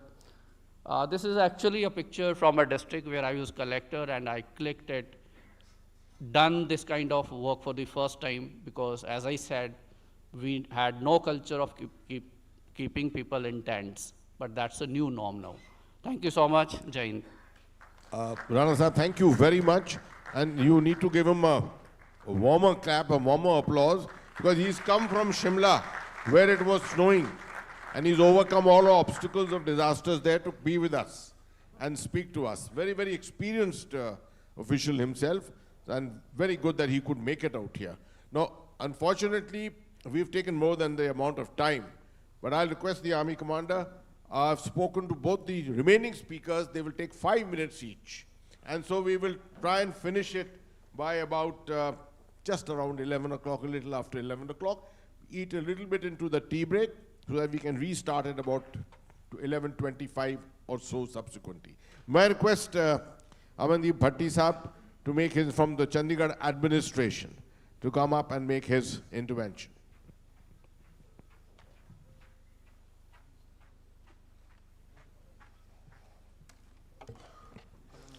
That's fine. Good morning, everyone, all the dignitaries on and off the dais. We are here to deliberate upon a very, very serious subject, that is a disaster. And I can see that all of us are hearing everyone very seriously. So I'll start a little bit on a lighter note, sir. So disasters, basically two types: natural disaster and man-made. I came across one of the two early in the morning today. At around 7:04 a.m., I got a call from my superiors that I have to attend this conclave. So So it was a kind of a, we must know that Chandigarh is in a high seismic zone. So that was the first tremor. After I was just, preparing to go, I got a call, sir, you are to give a speech also. So you are to speak also, that's fine. And the moment I reached over here, my name was announced as a panelist. So this was the third tremor, sir. So you can very well imagine I'm the only panelist maybe without a PPT. So, but again, I would like to share some of my recent experiences during the Sindhur operation. Before I start, I'll just share very important and, certain things which you can't forecast. It was on 22nd of April, the very unfortunate incident happened. Afterwards, some kind of a preparation was going on. The very first thing, I think most of the panelists, they have said, there are certain things we don't, this is one of the neglected areas like civil defense, civil military, liaison and all. So all of us sat in a meeting. The meeting was chaired by the boss. So there was a terminology which we came to know there only. I being ADM for the past almost 1.5 years in Chandigarh, they use the word EOC. To be very honest, we scratched our brain, what is EOC? It is Emergency Operation Center.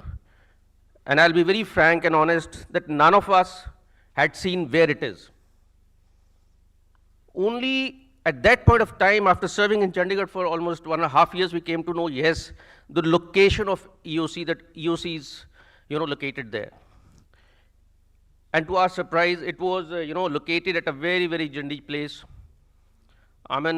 The situation there was very bad. It was understaffed, and it was just one person who was doing the job. Anyways, because the time was less, so we struggled very hard to, refurbish it, prepare, give the infrastructure and all. We did it in a very, very short. But then after this 7th May, when this thing all happened, now I'll share 2 or 3 things which happened. The first thing was the siren. We didn't know that how many sirens are there in Chandigarh. There were 16 sirens located at different spots, maybe non-functional for the past many years. Half of us, even the members, they didn't know how to make it functional. It took us time to make it functional. We made it functional. Then the next challenge was that each and every spot has to be manned.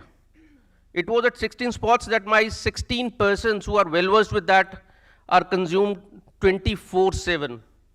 Nobody else is there. So that was the first challenge. Then when this whole announcement of dark out was made, call was there from the army commander that this mobile tower's light at the top has to be stopped. Nobody knew how to do that. Immediately, we requested the BSNL people, and they just told me it's not possible. They had to tape it manually. One has to, alight and then tape it. Chandigarh was the last to be done because it was to be done on priority in the border areas of Punjab. So again, this was a challenge. I don't know, some SOP has now been made in case such kind of a situation arises again, God forbidden. Then I should be very thankful to the Western Command people. We were closely, liaising with each other. Any kind of information that used to come to their side, it was immediately being conveyed to us, to the Deputy Commissioner. Then, just 2 days afterwards, we got a call that we want a long bed trucks to transport machinery from one spot A to spot B. You won't believe, sir, it took us almost 2 days. Almost 2 days. We contacted someone in the Gurgaon, then Mandi Gobindgarh in Punjab. All actually, they were already being used by the respective states. So we couldn't manage the kind of trucks which was required. This is what sir has already told, resource mapping. Resource mapping is very, very important. Then another thing which we came across is this communication. There was so much of a rumors going on regarding this. And our Deputy Commissioner this is another lesson from this operation, sir. We have to be very, very clear, and daily media briefing is very important during such kind of a disasters, maybe this, and such kind of things. So these were just few of the suggestions or my experiences during the Sindhur operation. So two things which I would like to say. Mock drills. So we have been doing the mock drills in very close coordination with we are thankful to the 16 Sikh regiment who have been, very, very helpful to us. And during even COVID time also, I still remember that they could just, stand the hospitals in no time. So close coordination, mock drills, and secondly, of course, this is one of the neglected areas. We need to enhance the budget, and regular, irrespective whether there is a disaster or not, regular licensing is very, very important. With this, thank you very much, sir. Thank you. Thank you. This is what you call a practical soldier. Good, very nice. Thank you very much for all your points. Those were absolutely the right things, and you jailed on the right issues concerned. Particularly your Emergency Operations Center. Resource mapping you spoke of, but the Emergency Operations Center is something the NDMA has been harping on to the entire nation. And there are very few states and districts in the nation who actually have Emergency Operations Centers. What you need to do is to just go across to the nearest army unit and have a look as to how they manage their operations room. Most of them will be able to. We had requested Headquarter 2 Corps once to give us a demonstration in Delhi to be able to allow all the organizations in Delhi to have a look at how the army conducts its operations center or an operations room. I'm sure John Pushkar will agree, we're still open to that offer so that we can set up such a demonstration anywhere in Punjab or any other part of the country. With that, my request to Ms. Snober Jameel from Jammu and Kashmir, last but not the least, let me tell you, she's one of the most experienced disaster managers in the country. Thank you. Most of the disasters of Jammu and Kashmir, the NDMA is usually in contact with her. Thank you. And she is the one who manages it single-handedly, most of it. So we look forward to hearing her, but we can only give you 5 minutes, Yes, ma'am, no more. Thank you so much, sir. Esteemed members and senior officers from NDMA, esteemed senior officers from the Army, distinguished panelists, all the senior officers from the civil administration and the Army, a very good morning. I'll be briefly presenting the perspectives of the Jammu and Kashmir because I'll be giving a detailed presentation in the second session. So I would like to begin with saying that UT of Jammu and Kashmir is a multi-hazard prone region which has suffered historically because of the disasters. We have a history of disasters, be it earthquake of 2005 or 2014 floods or the recurrent landslides, flash floods, cloudbursts. So people of Jammu and Kashmir has developed a sense of resilience over a period of time. But the inherent hazard risk and increased vulnerability of the built-in environment has increased the challenges many-fold over the period of time.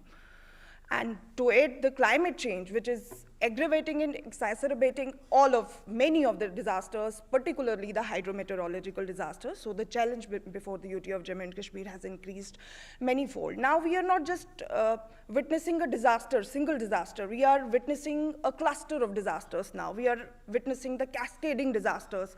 We are getting extreme or heavy rainfall that is leading to flash floods, cloudbursts, landslides, floods, all comes together in a form of a cluster. So the strategy the UT of Jammu and Kashmir needs to adopt and is now working on it is that we need to have a multi-sectoral, multi-stakeholder agency, coordination, cooperation.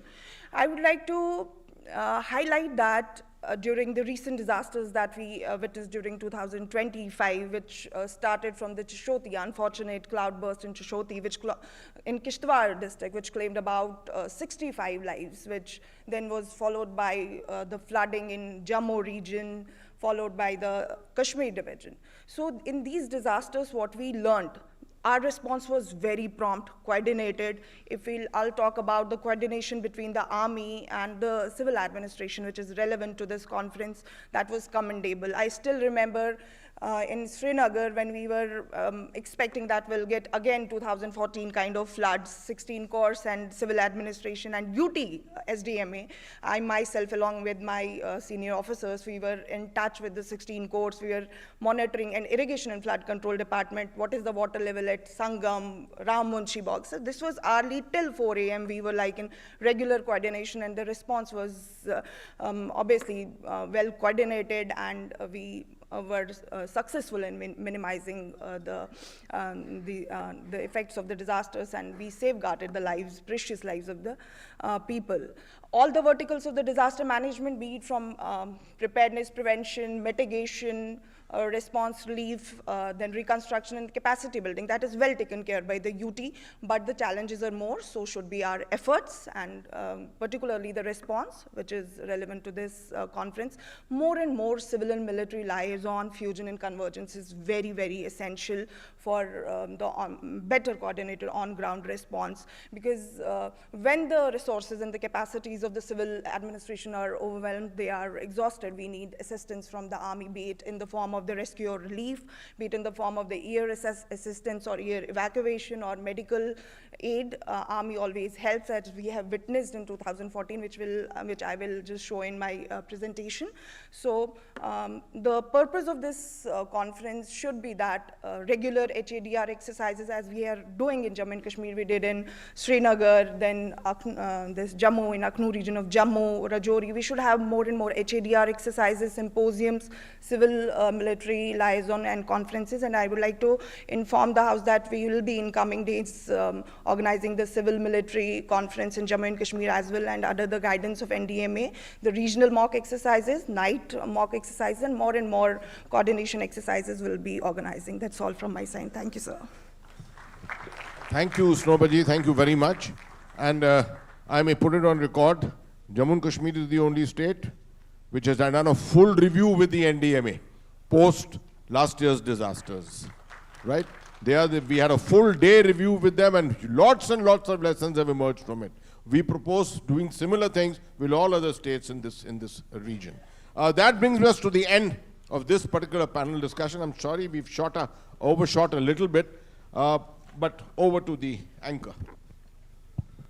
I thank the chair and all the guest speakers for sharing their expertise, which has greatly enriched the dialogue and provided valuable insights to all present. Now, I would request Lieutenant General Manoj Kumar Katiyar, General Officer Commanding in Chief, Western Command, to please present the mementos to the distinguished speakers.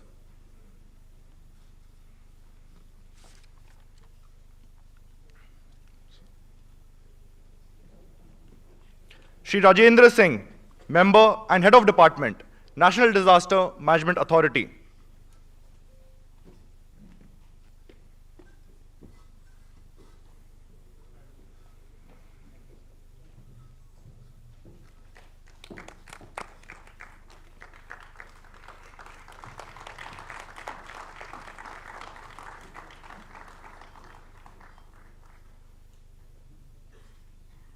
Lieutenant General Karanbir Singh Brar, retired.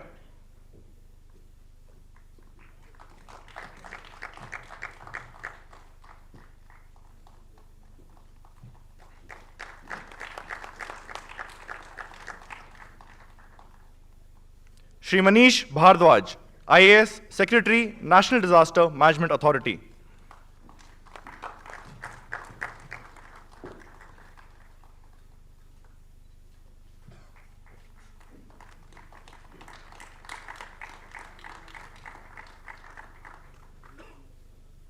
Lieutenant General Ajay Chandpuria, General Officer Commanding 11 Corps.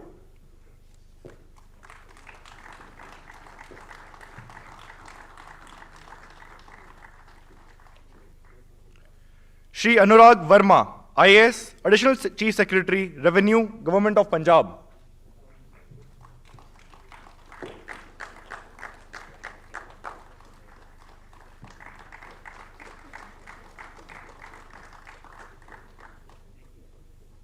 Srimati Hema Sharma, Secretary, Government of Haryana.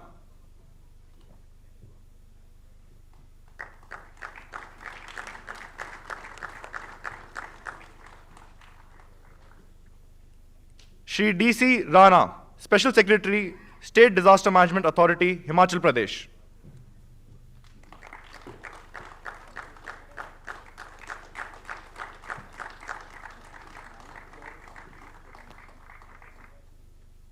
Shri Amindeep Singh Bhatti, Additional Deputy Commissioner.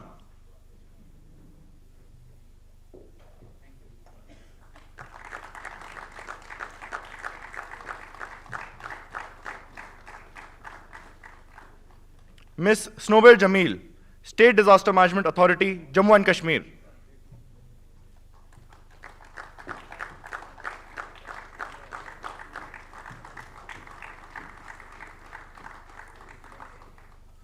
Lieutenant General Syed Atta Hasnain, retired member, National Disaster Management Authority. Sir. Yes, sir. Shri Anurag Verma, IAS. Sir. Sir.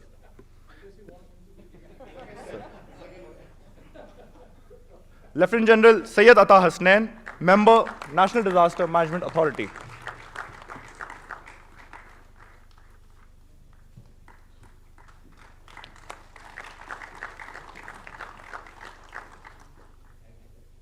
Thank you, sir. Now I request all panel members of this session to kindly assemble for the group photograph.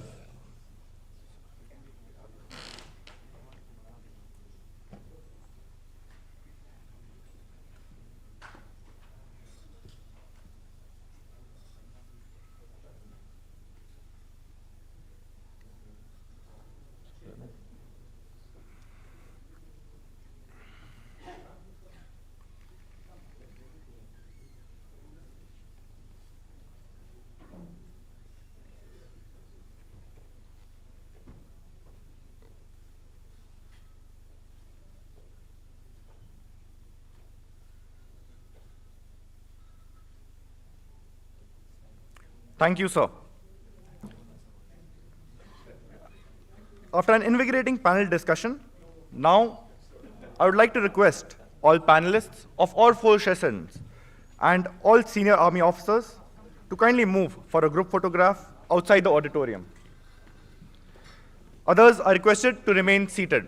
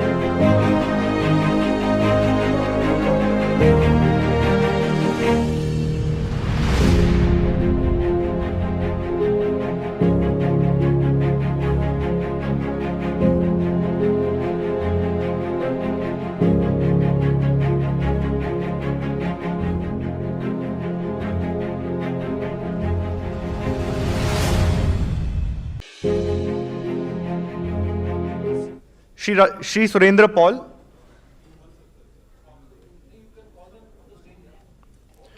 Dr. Kala Venkat Uday.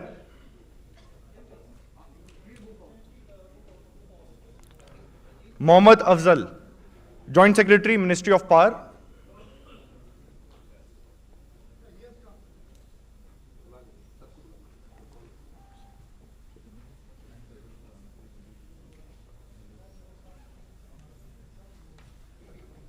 Ms. Seema Pandey.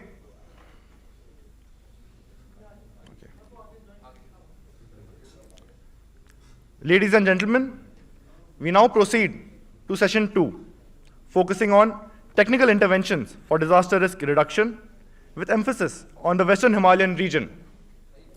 The session will be chaired by Lieutenant General Karnbir Singh Brar, retired. General Brar has an extensive technical background and is also a distinguished strategic advisor for IIT Madras. Sir, may I request you to kindly chair session 2.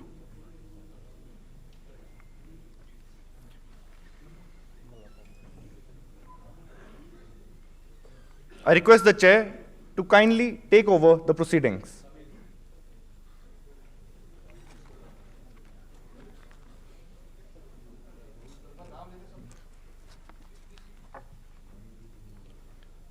Shri Surendra Paul. Sir. Yes. Okay, Jai Hind. We start the session with permission. This is a technical session, so we have the best of the technical people from, please come this side. So the session was supposed to start at 11:20, so we about 20-25 minutes late for 50-55 minutes, and we have got a question answer session also. So technology is something which can mitigate, which can predict, which can reduce the loss of lives. So we have to make the best use of it. I will not speak much. So for the first part, I request Shri Surendra Pal, Scientist F, Meteorological Department. He is a leading expert in atmospheric science and climate analysis, and his strategic leadership in deploying early warning system and mastery of regional weather patterns and fundamental of national disaster risk reduction. So no better person to tell us how disasters happen now. May I request you? And you have about 10 minutes. Okay. Over to you.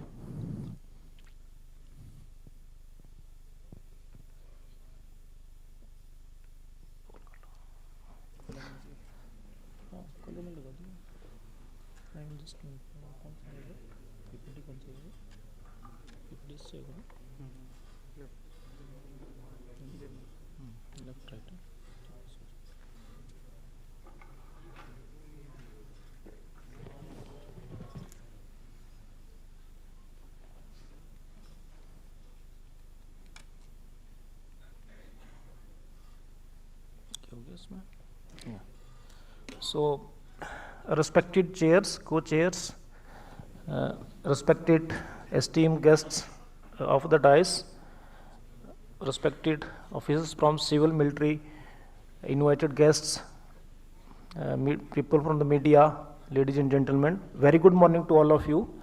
So, I will be speaking about the early warning system of IMD, focusing on the Western Himalayan regions.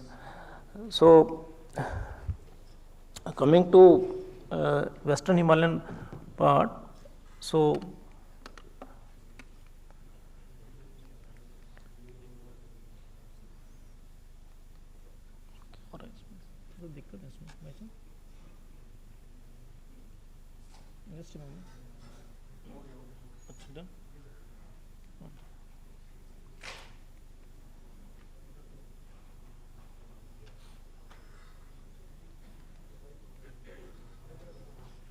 इसमें दिक्कत है कुछ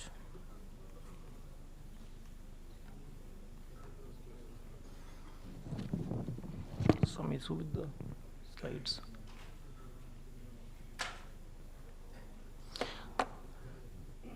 So in the Western Himalayan regions, IMD presence is in the three states, Jammu Kashmir, Himachal Pradesh and Uttarakhand. So we have meteorological center in Leh and Srinagar for Jammu and Kashmir, and in Himachal Pradesh in Simla for catering to meteorological service in Himachal Pradesh, and also in Dehradun for Uttarakhand.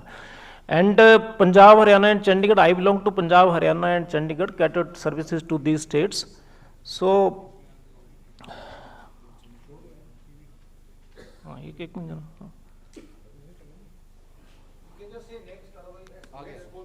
It's come. Okay, now next is this. Next. Okay, fine. Next karo yaar. Next. Okay. So IMD provides services to around 24 major sectors. So, and primarily from the Western point of view, we have tourism, we have water resource, we have agricultures, we have dam authorities, we have aviation sectors, and so many other important sectors which are there, which are taking services of IMD. And next is, these are the major disasters which are occurring in Himachal Pradesh. So primarily we have in northwestern part of our country, so we have earthquake, heavy rainfall, cloudburst, flash flood, landslide. All these are happening every year now and there in this part of our region. And this is our presence. I have already told that we have 4 centers now, one in Leh, another is Srinagar, then Simla, then Dehradun. So they cater to the meteorological services in the Western Himalayan regions. So now, next, this is our weather forecast system. So we issue forecast from different ranges, right from the nowcast. This is our now dynamic forecast 24/7 to all users for taking action maybe in the next 3 to 5 hours. Short range forecast, this is up to 3 days time. So this helps, agriculture and various other planners who needs forecast for a shorter durations. And next is the medium range weather forecast, which is up to 3 to 7 days. And this we issue up to district level for all the districts in the country. And then next comes the extended range forecast, which is also very important for a outlook for the month. And after that, we have the long range forecasting, which issue for a seasons or beyond that, which in the monsoon seasons. And next is basically, I am coming to the I am coming to this part actually, forecasting system of IMD. So time of issue for seasonal forecast, we generally issue at the beginning of the season or maybe at the beginning of the month. So for the monsoon, we issue first forecast in the month of April, which is seasonal forecast. So this gives the idea, and a lead time of about 4 months for this or forecast. This gives the idea for all the planners to anticipate what kind of monsoon is going to happen this year, whether it is our normal, below normals. So in totality, it gives you a sense to how to, start the mobilization of resources and other governance things as per the first our initial indications. And second, our indications comes in the month of May, which is homogeneous type, which is slightly for the regions, say northwest and other regions also in the country. And that also gives you a good idea that how the monsoon is happening. Now we have started the forecast for the states also. So for each states in the country, we have a forecast. We quantify that how much rain it is going to happen in particular monsoon season. And then it is supplemented by extended range forecast, which is a month forecast. So we can take idea of the larger forecast, which issue in the beginning of the seasons, and which is supplemented again by the monthly forecast, which is issued for 4 weeks. So on this basis, we can start ground type of ground planning on that forecast. And then comes next is the medium range forecast, which is again supplemented, because all these forecasts, as we go for the seasonal forecast, accuracy is slightly less, and as we move, come down to that level for a medium range, and also accuracy is slightly improved. So we keep on supplementing. So medium range forecast is up to 10 days. So this we issue all the districts in the country, and these forecasts are issued I mean, impact-wise, what kind of rainfall, what kind of disaster is going to impact which sector, what is the threshold value of rainfall in a particular extreme weather events for taking actions. And the next is our short range forecast. This is for 1 to 3 days. This is for actions to take. So the accuracy skills are very high. On this basis, we can definitely plan some actions on the grounds immediately. And last one is not the least, is nowcast. It helps us a lot, especially in the mountain area, because I have seen that a lot of stretches in the monsoons are under the influence of extreme rainfall events, and maybe landslides are happening quite frequently. And moreover, what I have seen that this forecast is also quite helpful in rescue and rehabilitation activities. We get a window times. If forecast is there of next 3 to 5 hours, we get a window times for taking action for rehabilitation efforts. This we have seen in many instances in Himachal Pradesh when I was over there. And these are our different type of forecast which we keep on issuing throughout. And okay, it's not next. This is our forecast, how we generate the forecast. These all are left side. If you look at the left side, these are different component of our forecast system. So we have the weather data, then synoptic analysis, all traditional wisdoms supplemented by numerical weather prediction, and then by satellite radars and the climatology. And all these things are, they are, joined together and to issue a forecast, and it is given to the people and public at large. And again, I am coming back to this. Sorry. Next, please. पीछे जा रहा है.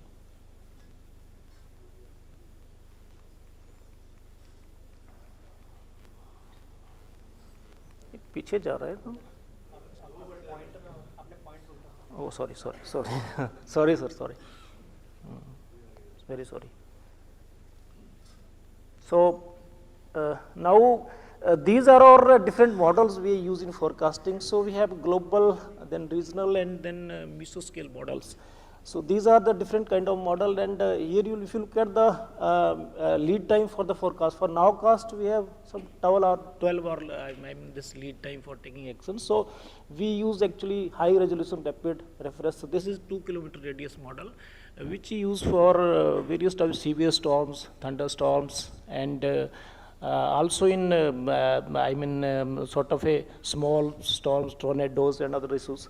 So this forecast also for extreme precipitations. And then next is the electric WF for integrated lightning forecast. This is for lightning because nowadays lightning events are also very happening. And for that also, this we include in the nowcast, and we indicate that which particular locality area is likely to get the lightning, and accordingly, immediately some safety measure can be taken. So the next comes short range forecast. This is for 3 days, and we use the weather research forecast model, and resolution is very high, it's 3 kilometers, and these are operated 6 hourly. And next is the NCM, this NCMW forecast 4 kilometer resolutions. These all models are, for this short range forecast, which we used to give from time to time depending upon the user requirements. And then medium range weather forecast, this is Bharat forecast system. This is the monsoon mission, the latest forecast system, which is basically provides forecast up to medium range, up to 10 days or so for a district level, and it has a resolution of 6 kilometers. And also this particular model is, employed to issue forecast for up to panchayat level and different clusters of panchayat. And then extended in forecast, we have CFS system, 23 kilometers with 18 members. So this gives us an idea of month time or so, and accordingly we issue forecast.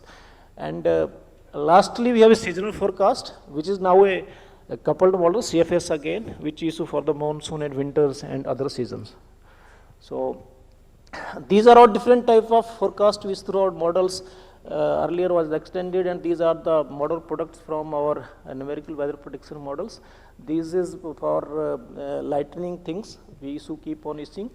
And now I'm coming to some of the recent development of Ministry of Earth Sciences. So we have Bharat forecast systems. 2 minutes. Okay, sir. We have a Bharat forecast systems, which is, I told you, this is the initiative of Ministry of Science. Then Mithuna forecast system, this is developed by MOES.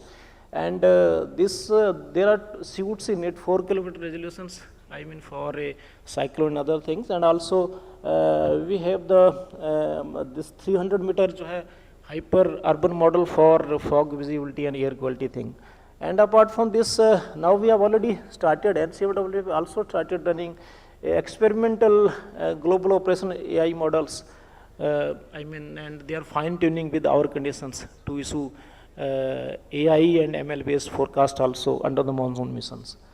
And these are mountain weather bulletin. We issue specifically for the mountain for the Western Himalayan regions for next 5 days.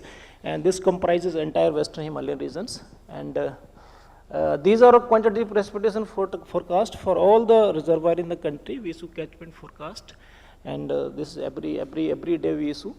And this is basically flash flood bulletins for all the water set in the country, especially in the monsoons. We issue that which particular water set is going to be, I mean, at a risk zone. We have a flash flood risk, we have a flash flood threats, and all that we should keep on issuing to the government authorities.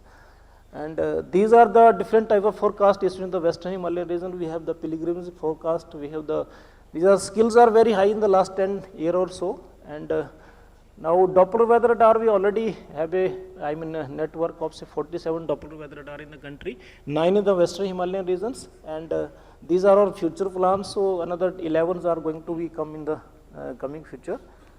And then now coming to nowcast, these are the nowcast we are generating. These are just a, I mean, slides for nowcast to be there. And these are the major events which, I mean, Punjab government also, I mean, they were talking about.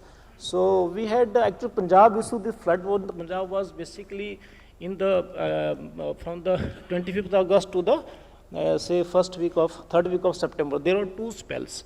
Basically, those actually floods, they were basically, of course, they were a result of intense rainfall, but again, they were, since there were heavy precipitation in the upper catchment of Jammu Kashmir and Himachal Pradesh, and also 3 districts in Punjab, that Gurdaspur, Pathankot and Amritsar, they were in the immediate grip of that flood. So, of course, we invite the negative feedback, but again, it could be because of, one thing is extreme precipitation, second is because of release of water from the dams, third could be because of the poor embankment. So we need to sit together, and I welcome this feedback, and need to sit together and likely to make some corrections so that in future it should not repeat. And now coming to, these are some of the simulation of the radar about the that Kathua event, and these are the flash flood guidance we are already seeing. The weather forecast we issued actually that time from when Punjab thing was happened. It was issued on Sacheta alert also, and also in Himachal and JNK. And finally, I will just concluding, sir. I think last slide. Last slide, sir. I'm there.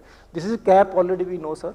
And these are some of the integration of all the observation network in different augmentation in the Western Himalaya. This is very important. That will improve our early warning system also, sir. The first thing. And we have a lack of coordination between the, because whatever disaster happens, maybe in the plains, it is also a result of the things in the mountains. So Jammu Kashmir, Himachal Pradesh, Uttarakhand, Punjab, Haryana, they should have one group at least to review things from time to time to see things in the futures. And then infrastructure development also, because in mountain areas, maybe a dedicated team of geologists, geosciences are highly required, because that would take care of entire aspects of the things. Maybe one institute of eminence in this region, that is there, sir. And population of NDMA Sachet, which of course, sir, you also told, is lacking, and is lacking too much. So with that I conclude, and thank you very much. Thank you. Okay, thank you, Shri Paul. He has given a lot of information on how, please sit, on how weather forecasting, everything has been done, but how well are we using it? General Stan talked about the Sachet app and all other. Are we using it? And his forecast of the hills, did the various management board of the dams and other, they used it? So I think we in Army, we have this ISR, or the situational awareness of everything which is happening. So this kind of an app or something has to be developed so the people who require it happen. And I think maybe people of Chandigarh didn't heed his advice. A lot of people went to Manali and got stuck. So we don't take even our holidays seriously. So disasters. So next is, we have a very eminent speaker, Dr. Kala Venkat Uday, Associate Professor IIT Mandi. He's environmental. He's a professor in civil and environmental engineering, specializing in geotechnical and environmental. He leads landslide monitoring and biogeotechnics. And I know him because what he is going to talk about and startup. I have also been promoting the same startup, and actually IIT Mandi and IIT Madras and Professor Mohan, we have been working together for landslide monitoring. And I'm sure he will give us the details. Over to you.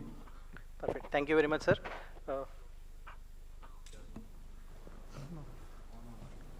Okay, so a very good morning, just at the phase of getting into good afternoon as well.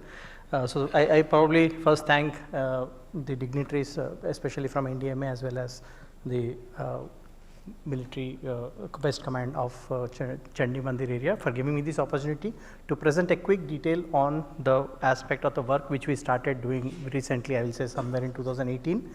Recently, because this work otherwise elsewhere in the world have started somewhere in 1980, because IIT Mandi was formed in 2015 roughly, civil engineering started. So we picked up a little late, so I'll say it is very recent point at which we started. Quickly taking you to the point of the serene campus of IIT Mandi. Why I wanted to show you this is because the next slide is going to be slightly interesting to all of you, because our campus is very well situated in midst of most of these disasters what you're seeing, and all the photos and all these things what I'm showing is just across my campus, including landslides, including flash floods, including cloudburst, including the forest fires, and also tremors. They are also again very regular otherwise on the campus. So this definitely gives us an opportunity to work towards most of the disasters. That's being one of the aspirations otherwise being in IIT Mandi, Himachal Pradesh, to work in these particular domains. And especially because my domain, as just recently introduced, that I work on landslides. So our area was mostly into looking at the mitigation aspects, where we understood that disaster risk reduction needs also early warning, which is very important to avoid major issues or major disasters on the site. We have been following all the news when it says very clearly that India is very well in need of the requirement of early warnings and in place located conditions and all, and it has been reiterated every time when we face a major disaster, including Kerala, Wayanad, or next year, last year 2025 as well as 2023 in Himachal Pradesh. Just now we heard Sri DC Rana sir talking about these aspects, how we fought into this particular thing, and quickly we started so we started to integrate how these systems can be developed from IIT Mandi and try to match up the requirements from especially India. And these are not simply news, we also have a lot of case studies which are very well demonstrated. I will not take much time on this. Just quickly moving, how does it work? We have developed from the scratch a set of sensors which are mostly MEMS. We added the nascent technologies of AI, ML, and all these data science points coming in. Then we started to monitor a particular landslide. So we put up our sensor in a place where already a landslide has started. Only point we don't know is when this is going to happen. So we are trying to see how the temporal scale can work in monitoring, and thereby can we give early warning. So this particular system now is we are trying to improve the safety of this particular roads and systems where the systems are installed. So this particular station which I am trying to quickly show you are our patented LMS monitoring system. All the components of them are purely made in India. I will take a point at this frame. What are we measuring is the environmental parameter, including all your conditions of temperature, atmosphere, light intensity, and also the rain happening in the location. Then we try to see what are the trigger, especially again from the rainfall as well as the soil moisture which is coming into the picture. We'll see how this trigger is looking at, and then we get a confirmatory from the movement by using the accelerometer. and we try to see, or we try to gauge how good we are able to give an alert or early warning in place. So our system on the ground is installed, and we are only doing a very surface level monitoring. We are not going into the deep conditions, just to again avoid any drilling or any aspect on the ground which may accelerate the process of landslide. As I told you, our systems are put on a place where already landslide has initiated. So we don't want to disturb that location, so that's why we are still stopping only at the surface levels. So how does the system work? So we identify the place where there are cracks or conditions where prone to landslide. We try to install our sensor system on the top, which is measuring all the parameters, and it also generates early warning. Early warning, we are just trying to take it from various aspects, either giving it at the place itself by hooter or blinker, or we also shoot up messages, as well as we also developed an app. And to the interface, what we are trying to give is also something if we can develop on the line of, say, maps, where if you are monitoring a particular road, especially national highways or something, we can put a set of sensors, try to monitor the road. I can give you timely notification on how the weather as well as the landslide systems are happening across the places. So apart from this, we recently again developed an app. I will be definitely happy to integrate the data to the required services, so that we can start integrating the responses, or we can also integrate the warnings directly to the public from various domains. Okay, so the recent one which we started, when we looked at these aspects, as I told you, most of the time we are monitoring on the places where already landslide has started, but the major issue is where is this landslide going to happen in the next time. So this is one of the recent works which we have done and recently published as well. So where we are trying to now get into the INSAR or interferometric images from the satellite images. Now thanks to ISRO, we started getting the data from NISAR, by which we should be able to integrate this data and improve the conditions definitely better.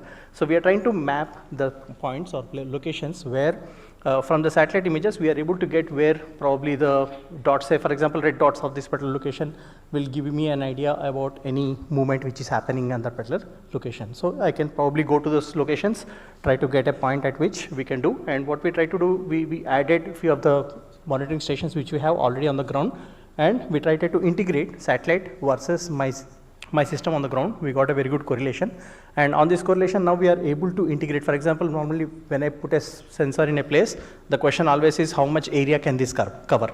Now the point is, if I am able to integrate this with remote sensing or the satellite imaging, now I can increase the variability of my data across a particular space or in a space constant. So that is what we are trying to now improve, and to the best of the conditions, at least on papers, we are able to get a good accuracy. We wanted to see on the field how much of this can really work. So these are again few of the stations which we installed on the ground and trying to measure by using both interferometric synthetic aperture radar as well as the landslide monitoring systems on the place.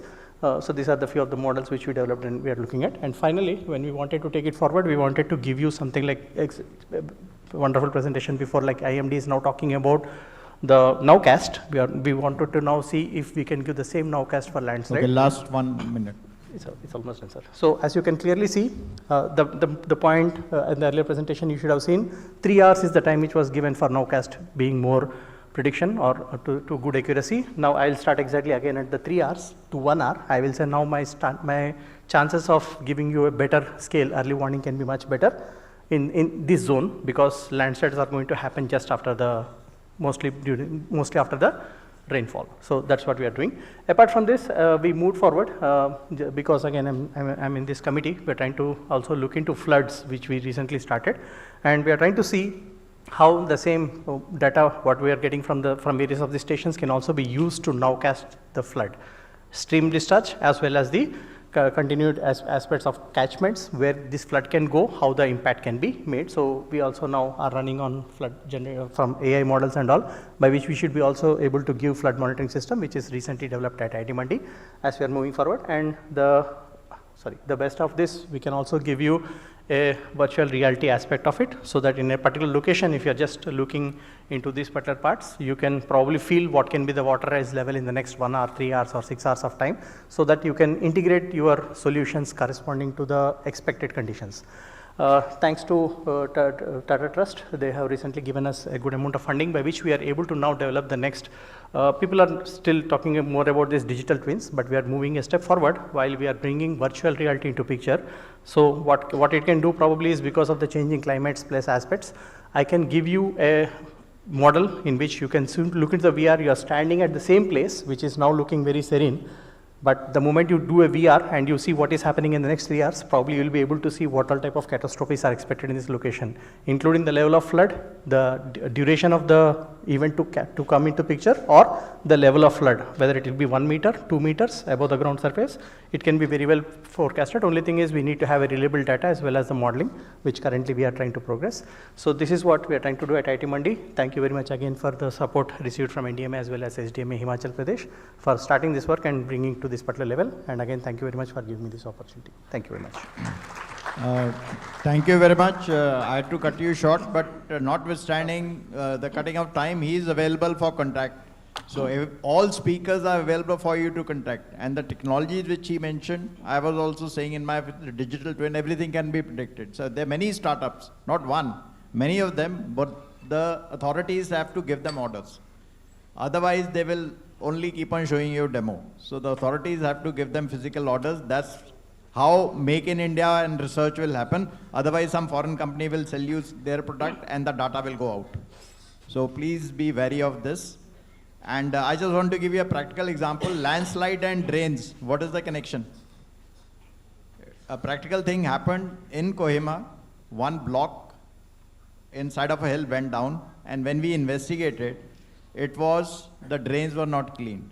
So if the water doesn't go through the drains, especially in urban hillside areas, it will start cutting the hill. And one fine day, without knowing, the side of the hill will go.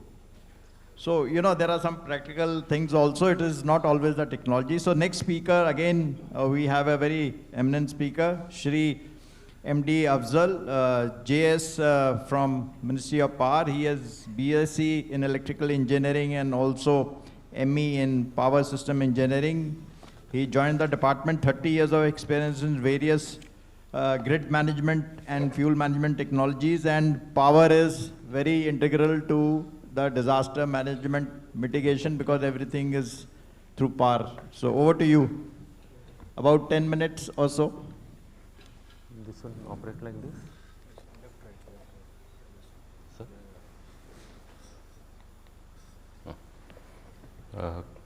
Good morning.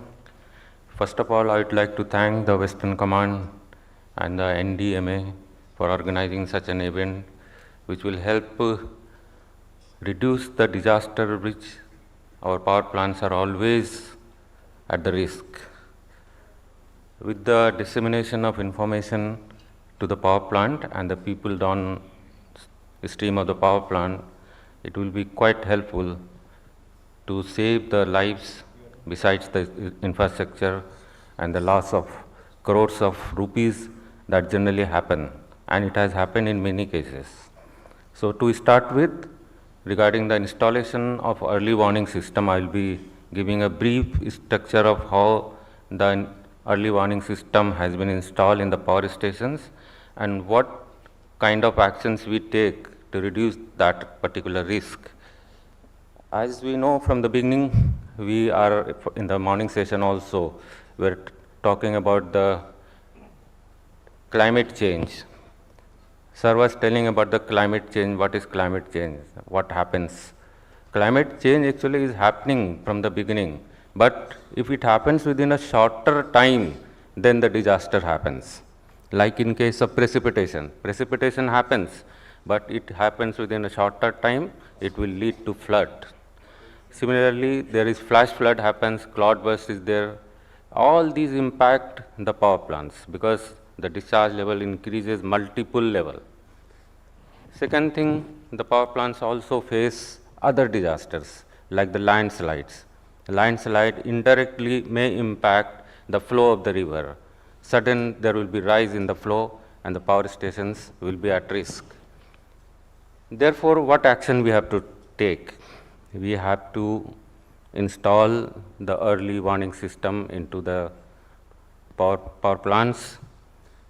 As we know, some events I will be quoting, the events of Uttarakhand, which happened in 2013, the flash flood happened, and there was loss of lives. Besides, our plants of TSDC and NHPC, Dhauli-Ganga, were impacted. Similarly, similar impact happened in 2021 in Chamoli, which impacted our NTPC power plant. There were loss of lives also in that particular plant. And recently, as we know, in the year 2023, in October, there was flash flood in Sikkim, and the Teesta 3 power plants of 1200 megawatt got washed away. And there was loss of lives also. It's a huge loss to the country. Besides, our power stations downstream, like the TLDP 3, Teesta Low Dam, and Teesta 5, which was operational. It is still not operational, and we have revenue loss of crores of rupees. Therefore, there is a need to install EWS into the system, which will be quite helpful in tackling such disasters which may happen in future also. So what actions the developers take? That is the major thing. Morning somebody was suggesting some things about the power plants, like what should be done by the developers so that if some disasters happen there, it should be reduced. One thing I will say, I have to change this.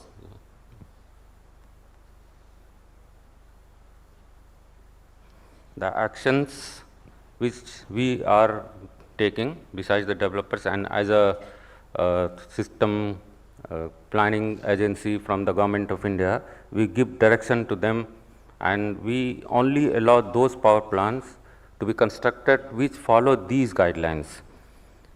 First of all, first thing I will say, the spillway design. We keep redundancy in the spillway.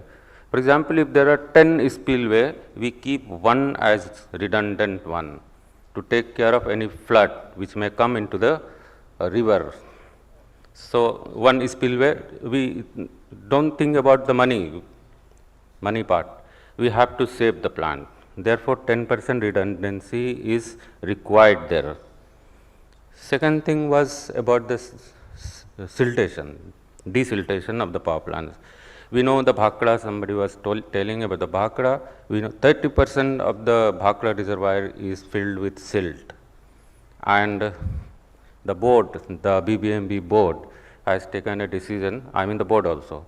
So BBMB board has taken a decision for desiltation of the Bhakra dams. Bhakra dams I am saying because Bhakra and Pong, both dams. Besides other dams like NHPC is doing in case of Salal in coordination with Baglihar, the desiltation of the Salal project, which is quite full of silt now. The Bhakra dam, the capacity has come down to reduced by 30%. And most of the plant, even we see the Maithan plant, the capacity has come down drastically because of siltation. So what action has to be done? The plant has been constructed. We cannot change the construction of the sluice gates. It has been constructed. So what next we are supposed to do? In future, when we are constructing a plant, the sluice gate should be lowered so that the siltation management will be easier. Our power plants are doing the desiltation during monsoon period when the flow is high, and that time they do desiltation. But if we lower the sluice gate, it will help in desiltation in a better way. For example, in power plants in Kashmir, because the level was high because of the Indus Water Treaty, we are not able to do siltation the way it should have been. That is the problem. But in future, hopefully this will not happen, and we'll do siltation according to our requirement. Last now, 2 minutes. 2 minutes. Only 2 minutes. Yeah. 2.5. Please 3 minutes. So I will. Then we do the dam safety compliances. So I have to reduce my slides. So dam safety compliances like inspection of the dam, pre-monsoon, post-monsoon, and before filling also, we do the inspection of the dam. So, not moving, moving. So, about the early warning system which has been installed in all the power stations, the Ministry of Power issued guidelines, standard operating procedure to be followed by all the power stations. I will tell there are more than 220 hydro power stations, large hydro power stations in the country. Large means the capacity which is more than 25 megawatt. So, 220 power stations have been categorized into two parts. One is vulnerable projects, another is non-vulnerable. There are 46 vulnerable projects, mostly located in Himachal Pradesh. 50% of them are located in Himachal Pradesh. So, that vulnerable projects, they have installed EWS in their system, but it is not monitored from a central station. Then Ministry of Power directed NHPC to establish a master control room in their corporate office at Faridabad. They have established that control room, and they have developed a software named as eAbhas software, and all the power stations, whether it is vulnerable or non-vulnerable, are integrated with the master control room in Faridabad, and information, whatever information is coming in Faridabad is disseminated to the power stations also. Now, coming to a snapshot of how this system works. As we can see at the right side, this is just a river. On the right side, there is a GND site, and the AWLR, for example, other sensors are installed there, and there is a dam here. The sensor gives information through the cloud to the master control room and to the power stations also. And so simultaneously, both the places, they are getting the information, and they have, you can see at the bottom, there are the alerts given. At what level we have to give alerts. For example, if the discharge is more than the long-term maximum discharge, we have a long-term maximum discharge. For example, let us see, it is 100, minimum may be 10, and average may be 50. So, if there is more than 100, red alert will be generated at the master control room, and that will be intimated to the power station. And then there is, if it is 75%, then there is another alert. And green one is between, if it is between the average and the minimum, then it is green, means power station is working well. So, now I will show a pictorial thing of actual picture of an AWLR, automatic water level recorder, installed in Dhauliganga power station. Information is being given to the control room, data logging, and we have a rating curve, what we call from the rating curve level of the reservoir, we can find how much discharge is there. So, those things are there.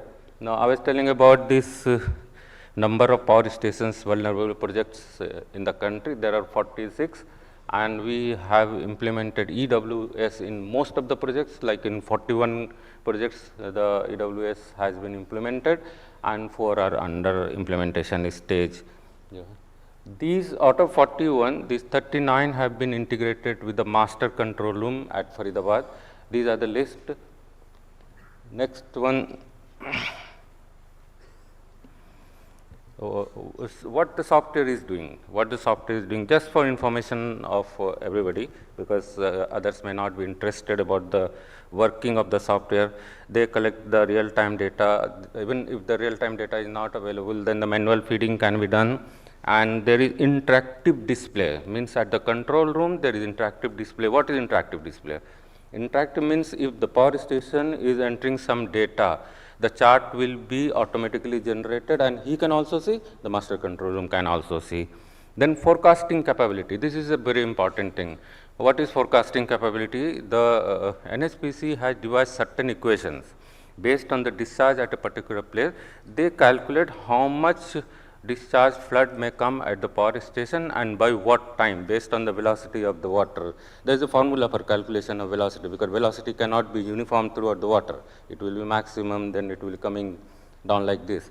So, they have devised certain non-linear equations sort of, and they calculate the discharge at the power station, and they inform the power station that by this time, this much of discharge may come at your place, and you take action to evacuate the personnel and the equipment. So if we come to the non-vulnerable projects, there are 178, and 78 has already implemented EWS. Out of 78, okay, now we'll have to. Just 1 minute. Sir, 1 minute, sir. Sir, I will 1 minute, sir. Sir. What are the benefits of early warning system, sir? This is what I wanted to tell at the end, sir. With the early warning system, it optimizes the operation of the power plants, because we can tell the power station that next day there may be some flood. Then don't do anything there. So they will operationalize anything which is to be done a day before or after that. So this helps in operational optimization, life and asset protection, and besides there is a financial thing attached to it. Insurance company will not charge maximum premium if we can save the power station, because in case of Tista, the premium has gone like anything. So I will tell you the actions taken from the master control room. For example, first one I can highlight, sir, the Subansiri project, which had a lead time of 6 hours. We had from the control room, the NSPC had given message to the power station people there at Subansiri that something is happening at the top. There's some many kilometers upwards, the upstream of the river, that something is happening there. Even though there was sun and nothing was happening at the power station, people are not agreeing to it, something may happen. They calculated and they told the time, by this time the flood may come, and it came. The people were saved and the equipments were saved, sir. So similar actions have been taken, sir. So I will just show the snapshot of the power. We will invite you to NDMA. You will come and give us a detailed presentation. Right, sir. Right, sir. This is our major interest. Correct, sir. Thank you, sir. So this is just a snapshot of the main master control room, sir, where the information is coming like this, sir. And this is the information of the GND site of Subansiri, sir. So thank you very much, sir. So because time was very less, so I had to curtail it very shorter time, sir. Thank you, sir. Thank you, Shri Afzal. The only reason cutting you short was that you have so much of information, and it's NDMA which will address all the issues. But the point which comes across very clearly is all departments are working very hard. Everything is there. But this kind of a synergy, whether civil, military, or between various departments, needs to be increased, and that information needs to be passed to the right person. So that needs to be done. And power grids and other things may be natural, but I think it can be deliberate also, because these are strategic assets. Venezuela, the first thing which was struck was the power grid, when Mr. Trump had to, do what. So power grids will be the first target in some situations which may follow in our case also. Okay, now we have Ms. Seema Pandey, Superintending Engineer from Central Water Commission. So she is also with the related project of planning and management of major river basin. And this is a topic I think we have been discussing since morning. So I'll not waste time. Over to you, ma'am.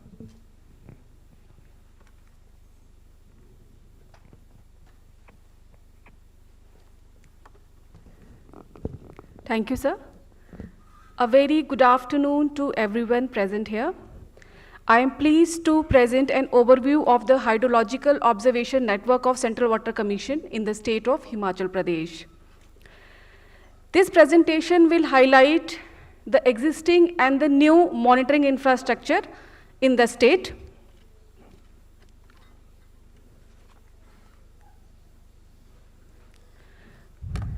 So, CWC has an office in Shimla, which is responsible for operation and maintenance of the HO sites. So we have a total of 25 HO sites, 17 are existing ones and 8 are new ones for the Beas Basin.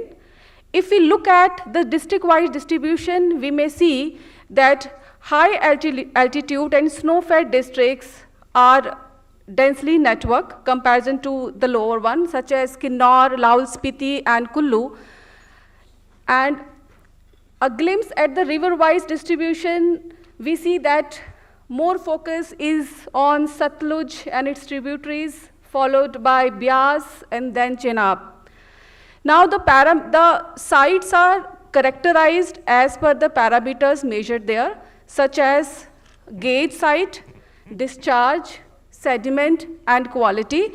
So when only one parameter is measured, such as gauge, it is known as gauge site. And if gauge and discharge both are taken, then we name it as gauge discharge site, and so on. The numbers of the site in Himachal Pradesh according to the parameters is given. This is the list of the existing sites in Himachal Pradesh. We can see the first 7 in Kinnaur, the category, the type, the river or the tributary where it is present.